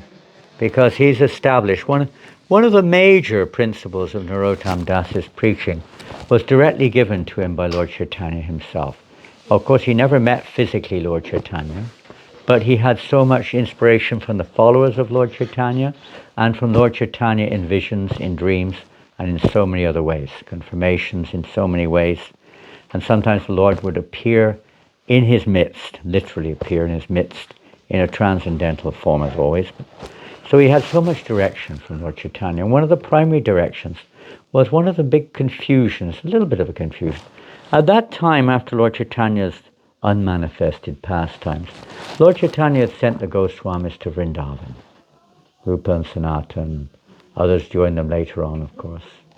And they had been given the responsibility to compile Bhakti Shastras, many scriptures on the teachings of Lord Chaitanya Mahaprabhu and the essential teaching of bhakti or devotion to Krishna, with the objective goal, of course, of achieving the highest perfection of life, which is Krishna Prema, love of God. And they mainly focused, you see, not exclusively by any means, but primarily on the worship of Radha and Krishna, or the objective goal of Krishna Prema. Not so much emphasis on the worship of Lord Chaitanya. They were in Vrindavan, North India, primarily. Whereas in Bengal, where of course Lord Chaitanya's home, where his unlimited number of devotees were residing, Bangladesh now and Bengal, there mostly they were worshipping Lord Chaitanya. There wasn't so much of a mood towards worshipping Radha Krishna. The Vaishnavas, the Gaudiya Vaishnavas. Most of the Bengalis at the time, majority, were of course Shakta worshippers. They were worshipping demigods primarily. There were many Muslims, but mostly demigod worshippers. Not so many pure Vaishnavas. The pure Vaishnavas, at least the Gaudiya Vaishnavas, there were a lot of Brahmins who considered themselves Vaishnavas, but they weren't really considered pure Vaishnavas. But the pure Vaishnavas, the Gaudiya line, they were worshipping Lord Chaitanya Mahaprabhu. And they didn't, so there's like this strange almost like the Goswamis were almost avoiding that. The Panchatattva were almost not mentioned, practically not mentioned. We have, of course, Krishnadas Kaviraj Goswamis, but I'm talking about the 6 Goswamis. They practically don't mention Lord Chaitanya Mahaprabhu very much. Not so much in their writings. But then in Bengal, everything's about Lord Chaitanya. They were not mostly didn't have many literatures in Bengal, as such. Those days there was no printing presses. There were no newspapers. There was no social media as we know it. Everything was word of mouth, you hear it. And many people were illiterate, probably the majority, because what do you read? There's not much to read. There are literatures, but not much. So most people were illiterate. They may have been devotees, but they were not so literate in terms of reading or like that. The Goswamis were very literate, and they wrote very, you could say, very elevated literature. So one of Narottam's primary, given by Lord Chaitanya himself, responsibilities was to synthesize these, you could say, these 2 lines. Same purpose, same root, same purpose, but they appear to go, a little like that. To bring them together, so they're united. That's one of his primary purposes. Now you see this is threaded. Now he was given directly by Lord Chaitanya. Lord Chaitanya Mahaprabhu himself invested his Shakti, especially his Kirtan Shakti, in the personality of Narottam Das. He personally told Nityananda, I'm going to do this. I'm going to give this to a devotee in the future whose name will be Narottam. He deposited his Kirtan Shakti. Sometimes it said Gaur Shakti. Narottam is the embodiment of Lord Chaitanya, practically speaking. He's like an empowered form of Lord Chaitanya. But particularly in Kirtan. And Lord Chaitanya gave him this responsibility, that this is your job, to bring this together, the writings of the Goswamis, the worship of Radha and Krishna, and the Gaur, the Vaishnavas, the Gaudiya Vaishnavas, bring them all together through your songs. The glorification of Lord Chaitanya Mahaprabhu and his associates is not different than the glorification of Radha Krishna. You have to show this. So you see this thread, if you sing many of his songs. We sang one this morning, didn't we? Gauranga Pulite Habe Pulako Shurir Hori Hori Pulite Nai Ani Babinir Oroko Binitai Chande Kuruna Hoibe Shangshara Basanamamo Kabe Tuchabe. Worshipping Lord Chaitanya Mahaprabhu, how merciful he is. And then Vishoyo Choriyo Kabe Shoda Mon Kabe Hama Herabo Shri Vrindavanam. It's really through Lord Chaitanya Mahaprabhu that we can enter Vrindavan. There's no other way. You may go to Vaikuntha, Brahman, even Dwarka, maybe. But only through the mercy of Lord Chaitanya can we have this opportunity to really enter into Vrindavan. It is a special mercy of Lord Chaitanya, Radha and Krishna, so that people can understand Lord Chaitanya is nothing other than Radha and Krishna, in the one personality. So that was one of his primary duties through songs. So many beautiful songs he compiled, unending. And on. He was born in a Shudra family. That means a low-class family by the Varnashram system. He was highly criticized for that by caste Brahmins. Brahmins were very proud. One by one, they came to their senses and realized that Narottam is way beyond any mundane consideration. One by one, they surrendered to him as disciples. Practically speaking, everyone who met him converted, if you want, transformed would be the right word, probably. Their consciousness transformed. And they became pure devotees. So he, like this, was preaching, bringing all the Vaishnavas together through festivals, through teachings, and especially through his songs, because his songs which everyone sings. Even to this day, you go to Bengal and the villages, ordinary people will be singing many times his songs. So wonderful. And it's good to learn these and sing them regularly. The whole philosophy of Lord Chaitanya's mission is contained within the songs of Narottam Das Thakur. Nadia, that's Bhaktivinoda Thakur. That's Bhaktivinoda Thakur, isn't it? Nadia Gadume Nityananda Mahajan. So now we're coming to the final pastimes. As I say, in a tiny nutshell, he's more or less accomplished his mission of establishing deity worship also of both Lord Chaitanya and Radha Krishna together, and songs which you could say harmonize these two schools together, and proving that Vaishnavism is the objective goal of Varnashram. It's not a part of it, it's the objective goal of it. And if you don't reach that goal, you're wasting your time in the Varnashram, basically. Shrama Avi Keval. We established this and many other things too, and united the devotees. He started the Gaur Purnima festival with the intention of bringing unity amongst all the different branches of Vaishnavas. So, here we go. And I think here we are. This is Narottam speaking. Please listen with all your hearts. Oh, I'm not supposed to say that. They say that in Kirtan, don't they? Now with all your hearts, whatever it means, I don't know. What it means, I don't know. One more time. What is this? It's kind of a modern fad that has crept into the Sankirtan these days. You would never say that in front of Prabhupada. One more time. Ladies, men, from your heart. You never say that in front of Prabhupada, come on.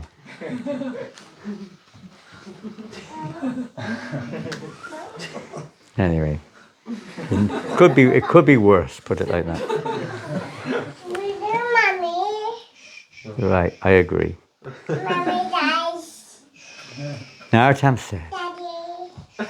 Mommy, guys. we've been preaching in Keturi and the surrounding areas for years. Thakur Mahashai said to Ramchandra. Ramchandra was his constant associate. And by Mahaprabhu's grace, we've had some degree of success. Many people have come here from distant places to learn about the science of Krishna and to have darshan of their beloved deities. Many copies of the Goswami's literatures have been made and distributed. It's most pleasing to see the Lord Sankirtan movement flourishing. But Keturi has begun to feel too crowded to me. The temple courtyard is always dusty due to the hundreds of pilgrims passing through it daily. I feel the crowds are becoming an impediment to my bhajan. I'm getting old and have no obligations in this world. My disciples are competent to care for the deity's service and continue the preaching mission in Keturi. I want to go somewhere alone to chant the holy names. Ramchandra understood. Yes, it has become quite hectic here. It's difficult to find a quiet place to chant. I know of a beautiful secluded area not far from Keturi. Narottam said, it reminds me of Vrindavan. It would be a perfect place for the two of us to perform our bhajan in peace. What do you think? Yes, said Kaviraj, overjoyed to be included. But who will care for the temple and the deities? Call my senior disciples here, Narottam said. I will divide the seva among them. Then we will be free to leave. Then we jump over. Months later, under a lush canopy of leaves, Narottam sat on the bare ground before his hut, a tattered chadar draping his thin frame, absorbed in Krishna Katha with his dear Ramchandra Kaviraj. He was deeply content. Narottama and Ramachandra heard a rustle and looked up to see Ganganarayan emerging from the bushes. Pardon? That's not what Ganga Narayan said. He immediately prostrated himself before the sadhus. Then, triumphantly pulling a large pair of clay pots from his chadar bag, he announced, "My dear masters, I brought some Mahaprasad from Lord Gauranga for you." Narottama and Ramchandra chuckled, charmed by his loving devotion and by the huge amount of prasad. "Are you expecting guests to arrive to enjoy this enormous feast?" Ramchandra laughed. Ganga Narayan grinned. No, no. This small amount of prasadam is for the two of you. If you don't accept this meager offering, how can you expect to keep body and soul together? We are quite alive, are we not? Ramchandra joked. Barely, Ganga Narayan replied wryly, eyeing the frail frame of his guru with concern. I live in hope that just once you might devour all this prasad. Maybe even ask for more. We have chosen renunciation, Narottam said softly. We like fasting. It frees us from worries. We're living here in great happiness, fully absorbed in singing, writing and discussing Krishna Katha. We're only sorry that this disappoints you. Ganga Narayan sighed, then pulled out a piece of parchment from his bag and handed it to Thakur Mahashaya. This letter just arrived from Srinivasacharya. Narottam took the letter and opened it eagerly. He had not heard from his dear friend for some time, but his heart sank as he read the message. Srinivas' letter wrote, I am planning to visit Vrindavan soon. The journey is long, and I need an assistant. I would like my disciple Ramchandra to accompany me. Sobered, Thakur Mahashaya passed the letter to his friend. As Kaviraj read its contents, his expression clouded with concern. This was totally unexpected. He looked quickly up at the gentle face of his beloved friend. Narottam understood Kaviraj's dilemma. What could be more wonderful than to travel with his Guru Maharaj to the sacred land of Vrindavan? Yet how difficult it would be to leave his best friend and a joyful life of bhajan behind. We have become one soul in two bodies, Narottam thought. Tears filled Ramchandra's eyes. How can I possibly leave you here alone, he cried. How could I bear to be away from you? You are everything to me, mother, father, master, friend. A lump formed in Narottam's throat, yet he assured Ramchandra, don't worry, I will be all right. You should not miss this opportunity to visit Sri Vrindavan Dham. Ramchandra's head sunk lower and lower. When I think of how intensely you yearn for the association of Lord Chaitanya and his associates in your bhajan, I sometimes feel your friendship with me is your only link to this world. Now I will also have to leave you. The thought of bringing you such unhappiness is too upsetting. Separation is inevitable in this world, Narottam said gently. One day, we will both return to the Lord's abode, and there we will never again be separated. But for now, we must tolerate the pain of separation from one another for some time. When you return, imagine the happiness we will feel. No, Kaviraj protested. There is no need to be apart. You should come with us. Narottam shook his head gravely. No, my friend. There is nothing for me in Vrindavan now. My Gurudev has left. Bhugarbha Goswami is no longer there. Whether Jiva Goswami is there or not, we cannot say. All the great gems of Vrindavan have disappeared. And without them, I would do nothing there but cry. Narottam again shook his head. No. No. Kaviraj, I will not go to Vrindavan. It seems that it is the Lord's desire that we be separated for some time. Thakur Mahashaya's lips curved into a slight smile. Just see our attachment to one another. We are supposed to be renunciates, yet we become no different from family members, tied by the bonds of affection. Perhaps the Lord wants to break our attachment. What are you saying? Exclaimed Ramchandra. This talk of renunciation is dry. Our Lord Sri Chaitanya Mahaprabhu was always surrounded by his loving devotees, and the Braj Basis always remained close to one another to relish the joy of serving our Lord together. The loving relationships between devotees are not like the mundane attachment between friends or lovers. A devotee cannot bear to live without the association of other devotees, for devotees nourish one another with their sweet talks of the Lord. Without devotee companions, how can we taste the mallow of Raj? Your Prabhus, Lokanath and Bhugarbha, what did they do but remain attached to one another's association? And the Vrindavan Goswamis also had a wonderful family of devotees. We are all part of Krishna's family, and naturally we must love each other.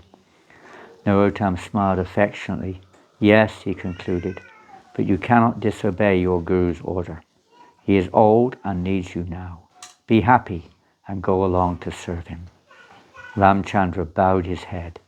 I know I must go to Vrindavan. The prospect is even exciting, but I am concerned about leaving you alone, and I know separation from you will be unbearable. Of course, he left. Sitting alone in the forest, Thakur Mahashaya picked up his quill and began to write.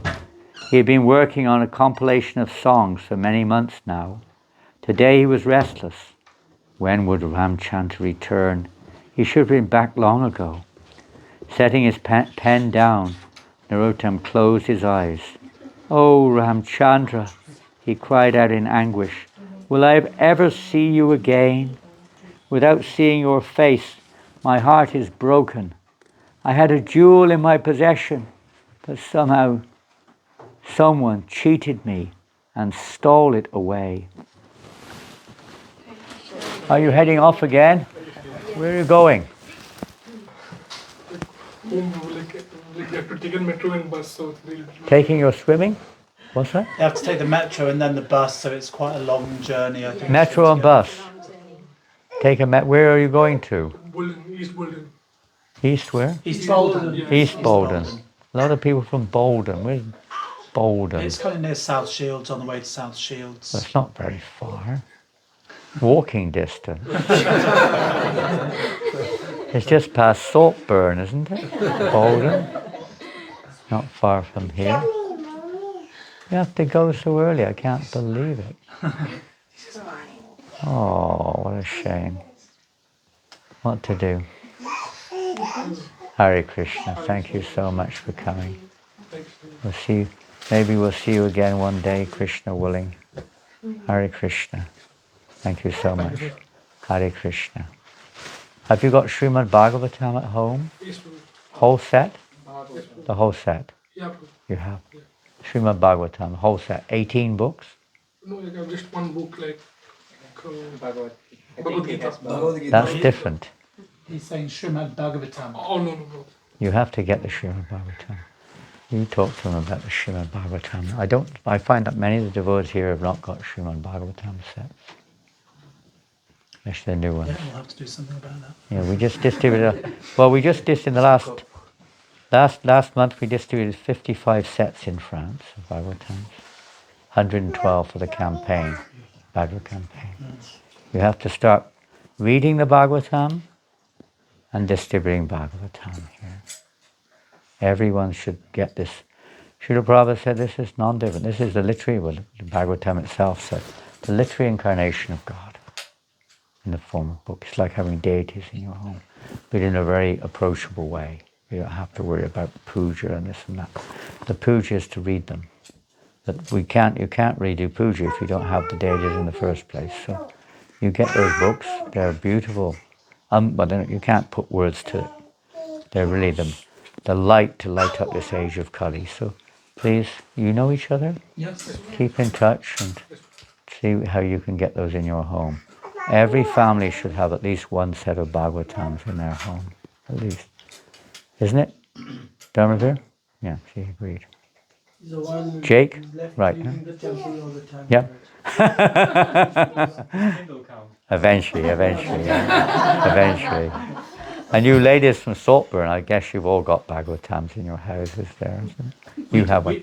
You two young ladies did have? an installation in Anna He needs one. See, there's one devotee who really needs one.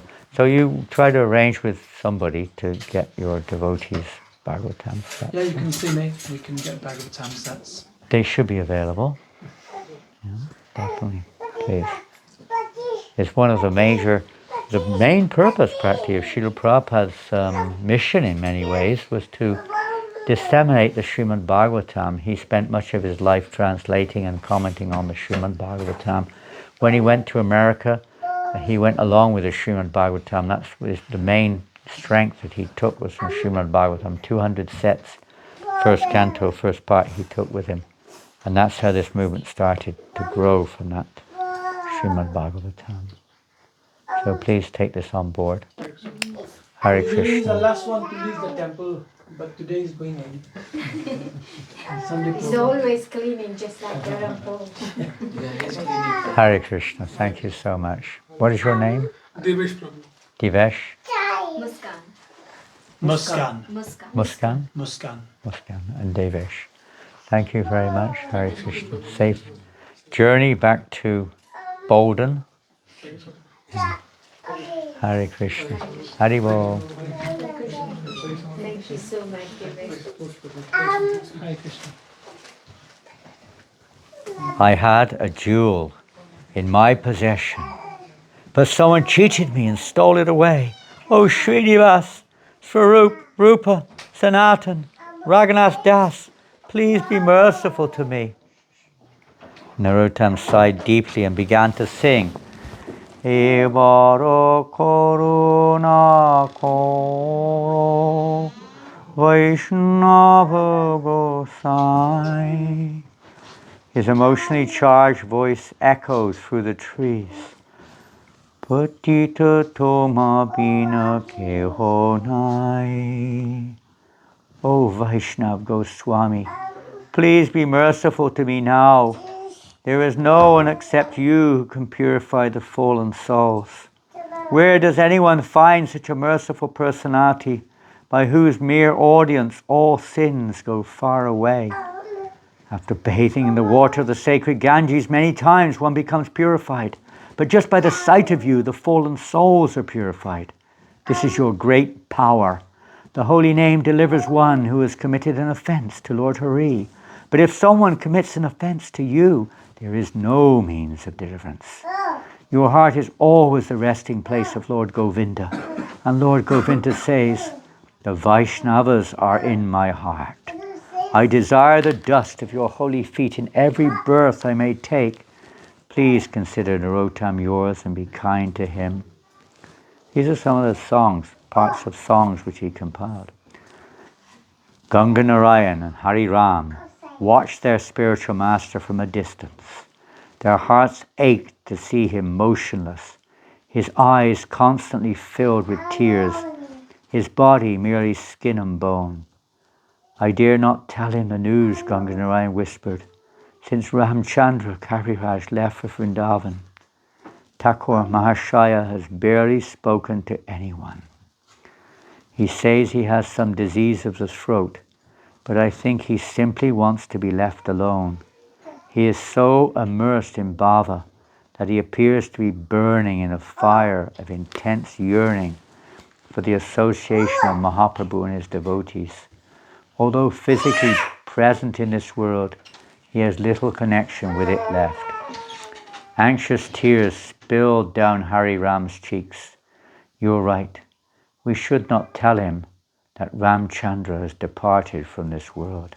He couldn't bear the news. Ramchandra Kaviraj had departed. Ganga Narayan's face was tense with worry. If he has hardly eaten anything for days, I fear he won't be with us much longer. He shuddered. The prospect of his guru leaving was unthinkable. Let's go to him. I brought some Mahaprasad from Gauranga. Perhaps we can convince him to eat something. Narottam looked up at Ganga Narayan and Hari Ram. stepped into the clearing and fell prostrate before him. As Ganga Narayan and Hari Ram stepped into the clearing and fell prostrate before him. Their eyes were red and their faces anxious. Both disciples looked at the ground, unable to meet their Guru's eyes. No words were spoken, but in his heart Narottam understood their news. Ramchandra Kaviraj had left this mortal world. With trembling hands, Narottam accepted the Mahaprasad. Usually he accepted only a few sips of buttermilk, but to quell his disciples' anxiety, he took their offering. When his disciples left, Narottam could not restrain his emotions. Tears poured from his eyes, and his lamentation broke out in song. All the associates of Gauranga Mahaprabhu were qualified candidates for prema. Their pastimes were so sweet that even stones would melt to see such beauty. But I am so unfortunate that I was not born in time to witness these events. This pain always remains in my heart. Narottam became choked up as he sang, O Prabhu Sanatan, Rupa Raghunath, Bhugarbha Sri Jiva and Lokanath Goswami. You all performed so many beautiful pastimes in Vrindavan, but now you have returned to the spiritual abode, leaving the whole world empty. Hot tears poured down Narottam's face. To whom shall I go to express the pain in my heart? I do not want to show my unfortunate face to anyone. I am no better than a dead animal. I had the good fortune to live with Sri Srinivasacharya, and his words used to cool my heart. But where has he gone now? He and Ramchandra never came back. Now my heart is quivering with pain. To whom shall I go and tell this story? Now in this burning life I have no hope left. It's as if I have drunk poison, but I am so unfortunate that I do not die. Narottam Das is so ashamed. The crowd of disciples sat tensely. We're moving on to another scene.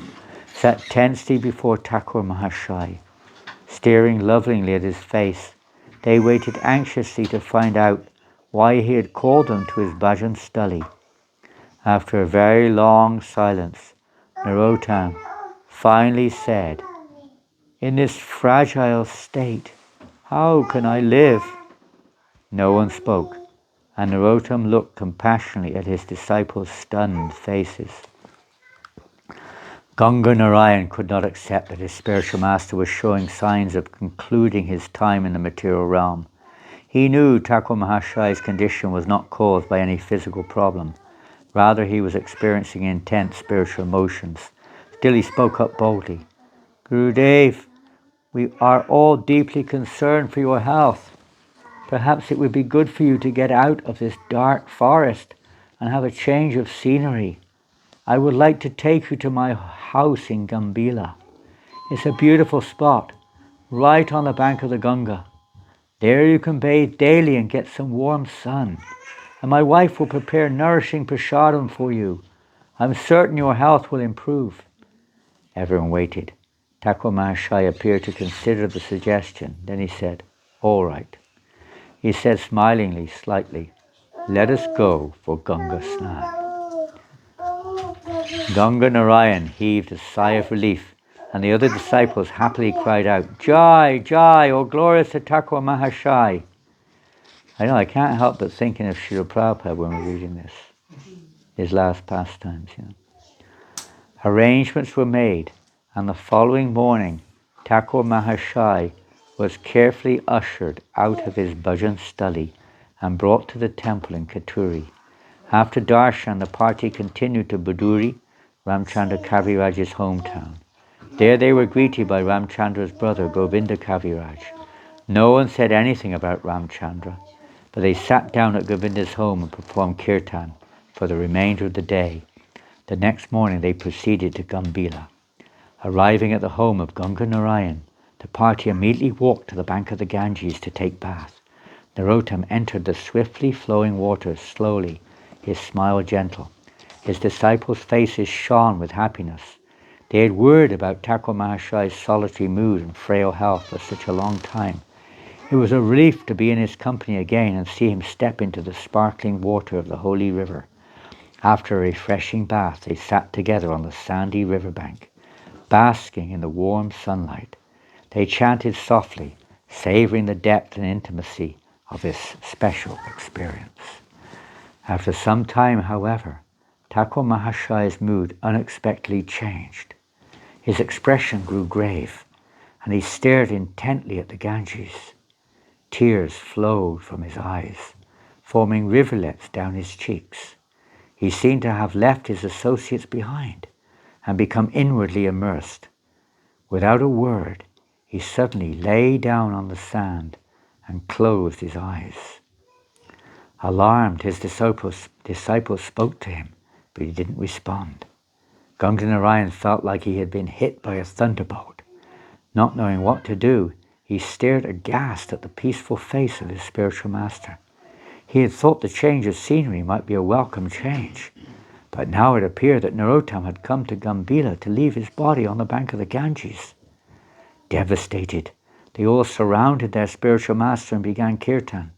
They could do nothing but pray and sing and watch helplessly as their beloved Thakur Mahashai's chest faintly rose and fell. The villagers who had followed the party to the Ganges also gathered around, eager to have a last darshan of the famous sadhu. Sounds of wailing gradually mixed with the kirtan, and one devotee took over the lead, chanting special prayers for the protection of their Thakur Mahashai. Another brought garlands and lovingly placed them around his body. Someone else brought water from the Ganges and sprinkled it on him. Hovering on the precipice between life and death, Narottam remained on the sand for the rest of the day. The tearful disciples continued to huddle around him on the cold, damp sand, and darkness eventually fell. The sound of the holy name and their sad cries echoed across the water and into the night. Day broke with a dazzling sunrise and flocks of birds darting overhead. The sounds of the village awakening were faintly heard on the shore, where the men still sat, keeping vigil over their dear master. Narottam's condition had not changed, and as the sun arced through the sky, it remained the same, much to the distress and confusion of his followers. Ganga Narayan sat like a statue, immovable and silent. His spiritual master looked so serene, and his own heart was breaking. It was inconceivable that he who had given him life and opened the doors to the sweet mellow taste of devotional service, who had conveyed the superlative teachings of the Vrindavan Goswamis in his songs, who had taught him everything he knew about spiritual life, was now about to depart from the world. Ganga Narayan's anguish deepened as he recalled the many blessed moments he had spent in his Guru's association, his countless cherished words of advice, and the ecstatic kirtans they had relished. How could any of them live without him? Who would guide them? Who would protect them and answer their questions? How could that sweet, melodious voice of devotion be silenced forever? When the third day dawned without change, Ganga Narayan could no longer tolerate the intensity of his watch. Leaving his spiritual master's side, he wandered down the beach a short distance and sat alone. He rubbed the stubble of his unshaven face and noted with disinterest that his clothes were damp and disheveled. Racked with anxiety, he watched the hypnotic flow of the Ganges and berated himself for his foolishness in bringing Thakur Mahashai to Gambhila. He thought, instead of helping, I am responsible for ushering my spiritual master to his deathbed. Tormented by guilt, he sat mournfully on the sand. I cannot just accept his time has come. I can't think of this world without him.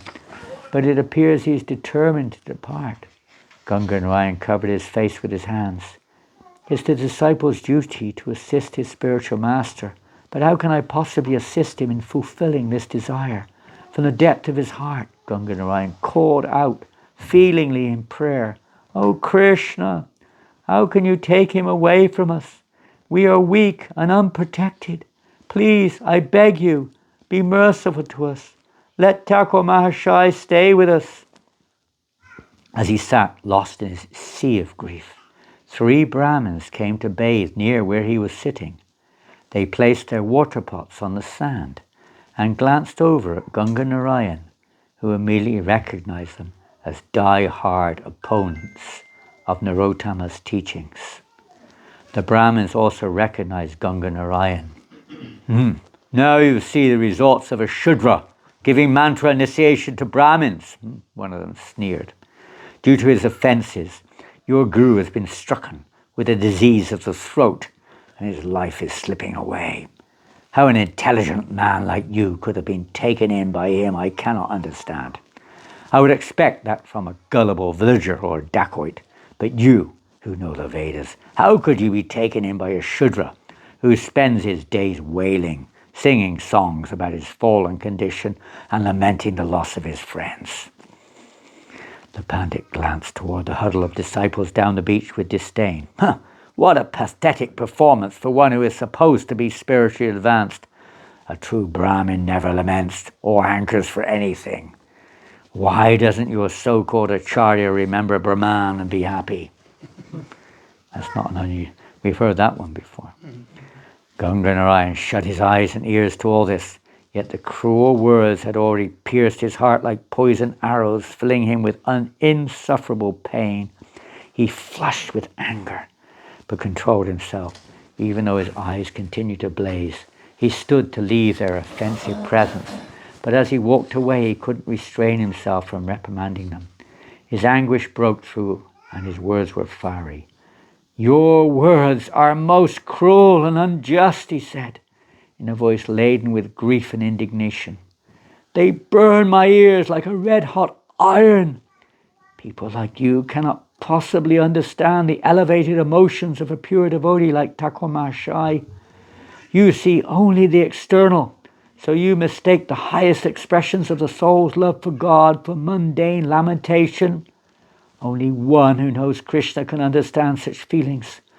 Lord Krishna is so attractive. The one who knows and loves him finds it impossible to tolerate his separation. To rediscover this inner sense of loss, of being separated from God, is the essence of bhakti and the culmination of all Vedic knowledge. Far from taking one from God, this emotion brings one closer to God through constant remembrance of him. For a devotee in love with God, even a moment separated from him feels like an age. Though such devotion appears painful, it's actually the most relishable. In fact, there's no higher pleasure than that experienced by a devotee in separation from his beloved.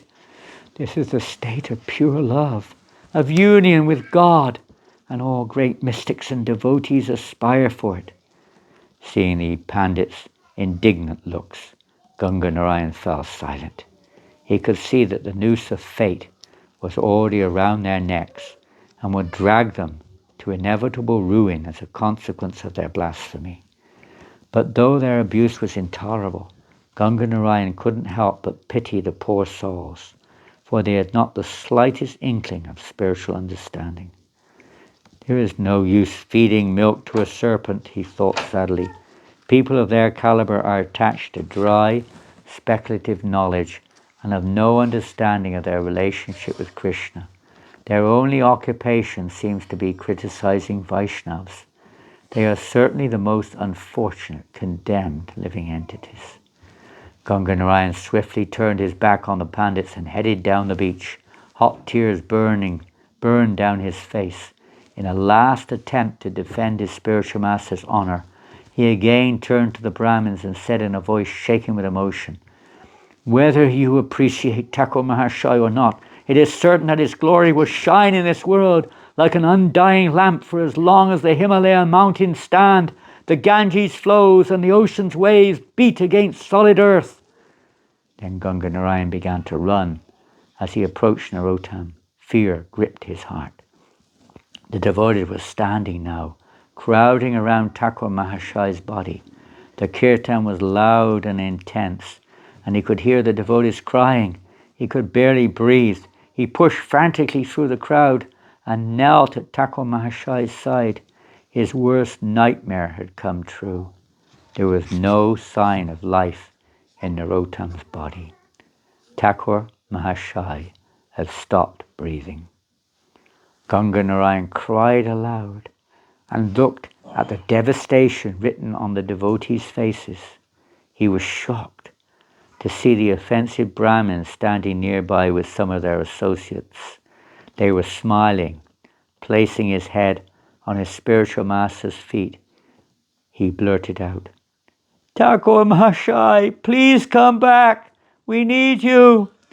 If these foolish Brahmins dare to behave so outrageously now, what will happen in your absence? Prabhu, you have delivered many, many fallen souls, yet these Brahmins continue to criticize you. If you die now, their claims may be accepted as truth." Ganga Narayan's heart raced and his lips quivered. "Please show your mercy to these misguided Brahmins. Please don't leave us." As he held ever more tightly to his Guru's feet, Ganga Narayan felt a shiver go through Thakur Mahashai's body. In disbelief, he looked up and saw that Narottam's chest was moving slightly, and his body began to glow a radiant gold. Suddenly, a golden Brahmin thread appeared on Narottam's body, and his lotus-like eyes softly opened. The crowd gasped when they heard him utter faintly, "Radha Krishna, Shri Krishna Chaitanya." Thakur Mahashai lifted his hand and motioned for Ganga Narayan to come close.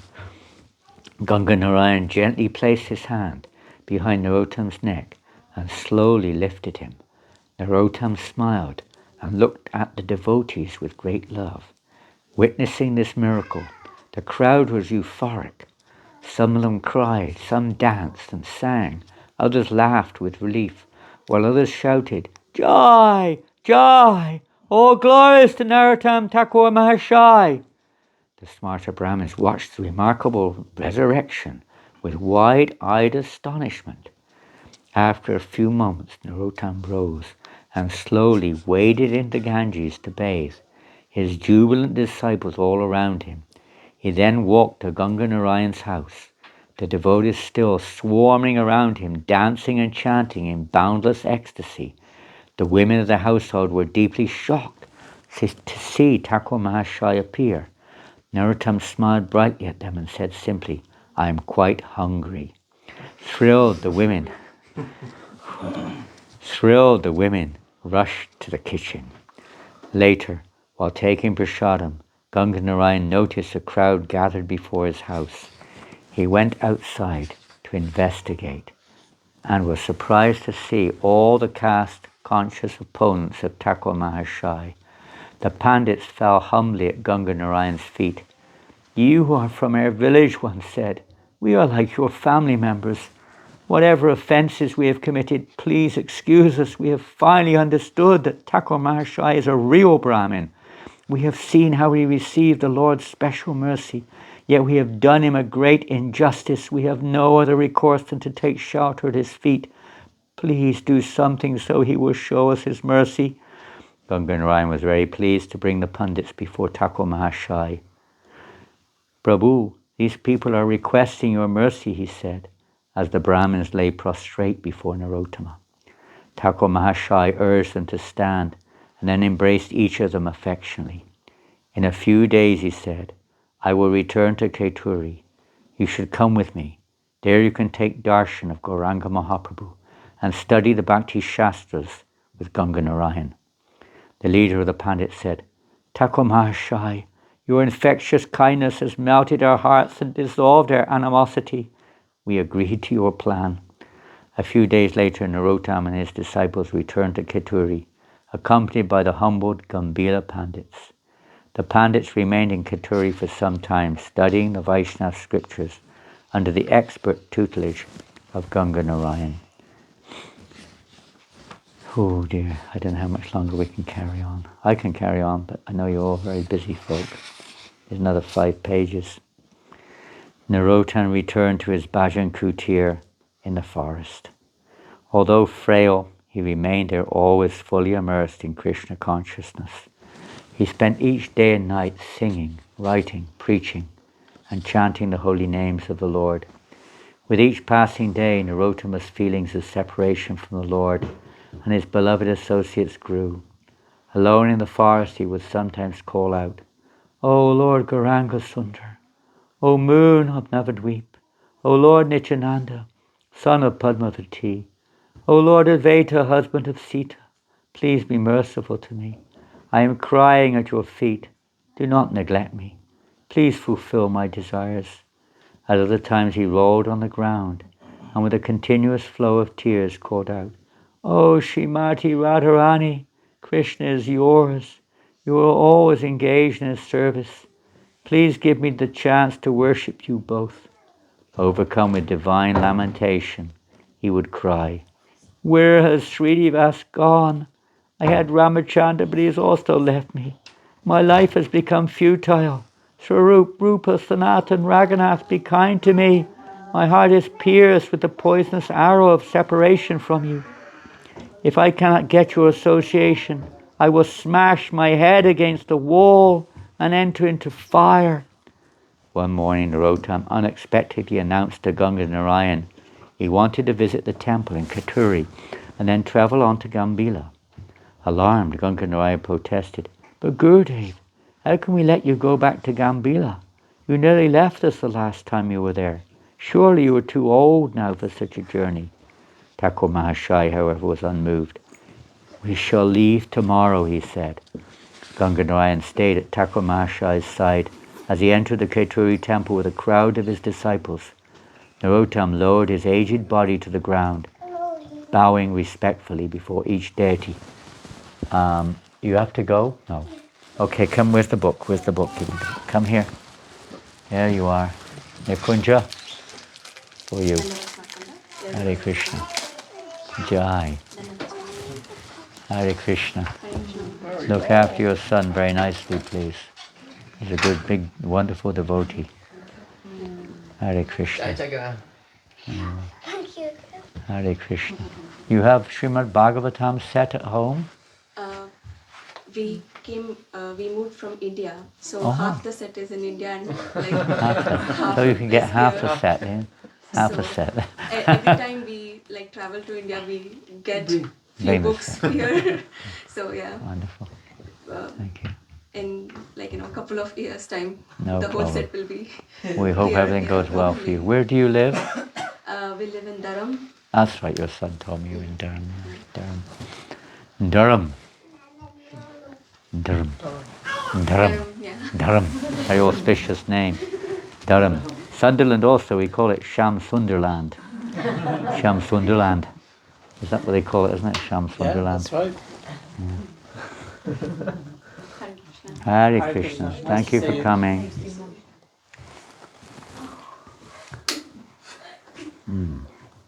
Narottam lowered his aged body to the ground, bowing respectively before each deity, then stood with folded hands before Lord Gauranga. Ganga Narayan noticed how his eyes glistened with tears as he stared lovingly at the beautiful golden face of the Lord. He appeared to be locked in a loving exchange with the Lord, oblivious to the crowd of anxious disciples surrounding him. While Narottam was lost in prayer, the temple swiftly filled up with disciples and other residents of Katuri. News of Thakur Mahashaya's unexpected visit had spread quickly. Hundreds of people crammed into the temple, eager to have his darshan. Ganga Narayan frowned slightly as he studied his spiritual master's face. Seeing Narottam's lips moving, he couldn't help but wonder what silent prayer he uttered as he communed with the Lord. He had noticed a change in Thakur Mahashaya. He seemed to have become so deeply immersed in his intense feelings of separation from the Lord, and his longing to be with Mahaprabhu's associates had become so profound that he appeared to have lost touch with the mundane realm. This intensity sometimes frightened Ganga Narayan. He had tried not to think too much of it, but today, seeing Thakur Mahashaya's state, he couldn't help but wonder how much longer his beloved spiritual master would remain in this world. Ganga Narayan glanced around the packed temple room. Noticing the anxiety on many faces, he shuddered to hear someone behind him whisper, "Why is Thakur Mahashai going away? Is he leaving forever?" Stepping a little closer to Narottam, Ganga Narayan heard his spiritual master's hushed words, "My dear Mahaprabhu, please give your mercy to all living beings." As Narottam turned to leave the temple, Ganga Narayan heard him softly say, "I have finished my work in Katuri." Ganga Narayan was stunned by the dreadful import of these words. He dared not ask what his spiritual master meant by them. His heart heavy, he turned and followed his spiritual master out of the temple. Crowds of people swarmed Thakur Mahashai as he left the temple. The people were eager to accompany him to Gambhira, but Narottam turned to the crowd and said, "It's not necessary for everyone to come to Gambhira. You should remain here and serve their lordships." These words broke the hearts of the Katuri residents, yet they reluctantly conceded to his request. Standing forlorn, they watched in anguish as their beloved Thakur Mahashai slowly left Katuri, accompanied only by a few close associates. It was a slow journey to Gambhira, as Narottam was now very old. After a few days, the party arrived. Excited residents rushed to greet him, and Narottam smiled gently, showering his blessings on them all. Ganga Narayan, however, felt uneasy about the look on Thakur Mahashai's somber face. His discomfort turned to alarm when Narottam unexpectedly announced that he was going to bathe and then headed toward the river. Ganga Narayan kept pace with his guru. He didn't need to look at the distraught faces of his godbrothers to know they shared the same foreboding thoughts. When Narottam reached the river bank, he offered his respects to the sacred water and then stepped into the river without hesitation. Ganga Narayan and the others followed him, slowly submerging his frail frame. Narottam sat, half submerged in the cool water. He asked his disciples to begin kirtan. As the chanting filled the air, Narottam turned to Ganga Narayan and asked, "Kindly massage my body." Eager to render some service, Ganga Narayan moved to Thakur Mahashai's right side and began to gently rub his spiritual master's body. Ramakrishna moved to Narottam's left side to help with the massage. The rest of the devotees continued a melodious kirtan. All eyes were riveted on Thakur Mahashai's face. His eyes were slightly closed and his face lit with an unearthly glow. His mood was unfathomably deep. Gradually his entire body began to emit a golden effulgence. Stunned, the disciples moved in closer, spontaneously chanting louder and increasing the tempo of their kirtan. Ganga Narayan was astonished to see the water surrounding Narottam's body turning a milky white. He realized that the white substance was flowing directly from his spiritual master's body as he was being massaged. Ganga Narayan instantly understood what was happening. He stared in helpless disbelief. Intense anxiety gripped his heart. He wanted to cry out, "No, please don't go." He wanted to stop the massage. He wanted to lift his spiritual master out of the water and back to the riverbank. In desperation, he looked at Ramakrishna. His eyes were raining tears, yet he did not stop rubbing Narottam's transcendental body. Ganga Narayan understood that he too must continue. Devastation filled the hearts of the devotees, but they continued to chant as they had never chanted before, their hearts bursting with pain as they cried out to the Lord. Louder and louder they chanted as they helplessly watched the milk flow from their spiritual master's body and wash away in the Ganges current. Ganga Narayan's grief was terrible, but he knew he could do nothing to change what was happening. His beloved spiritual master, that illustrious ambassador of the spiritual world, the guardian of humility, the king of kirtan, had decided to return to the spiritual realm.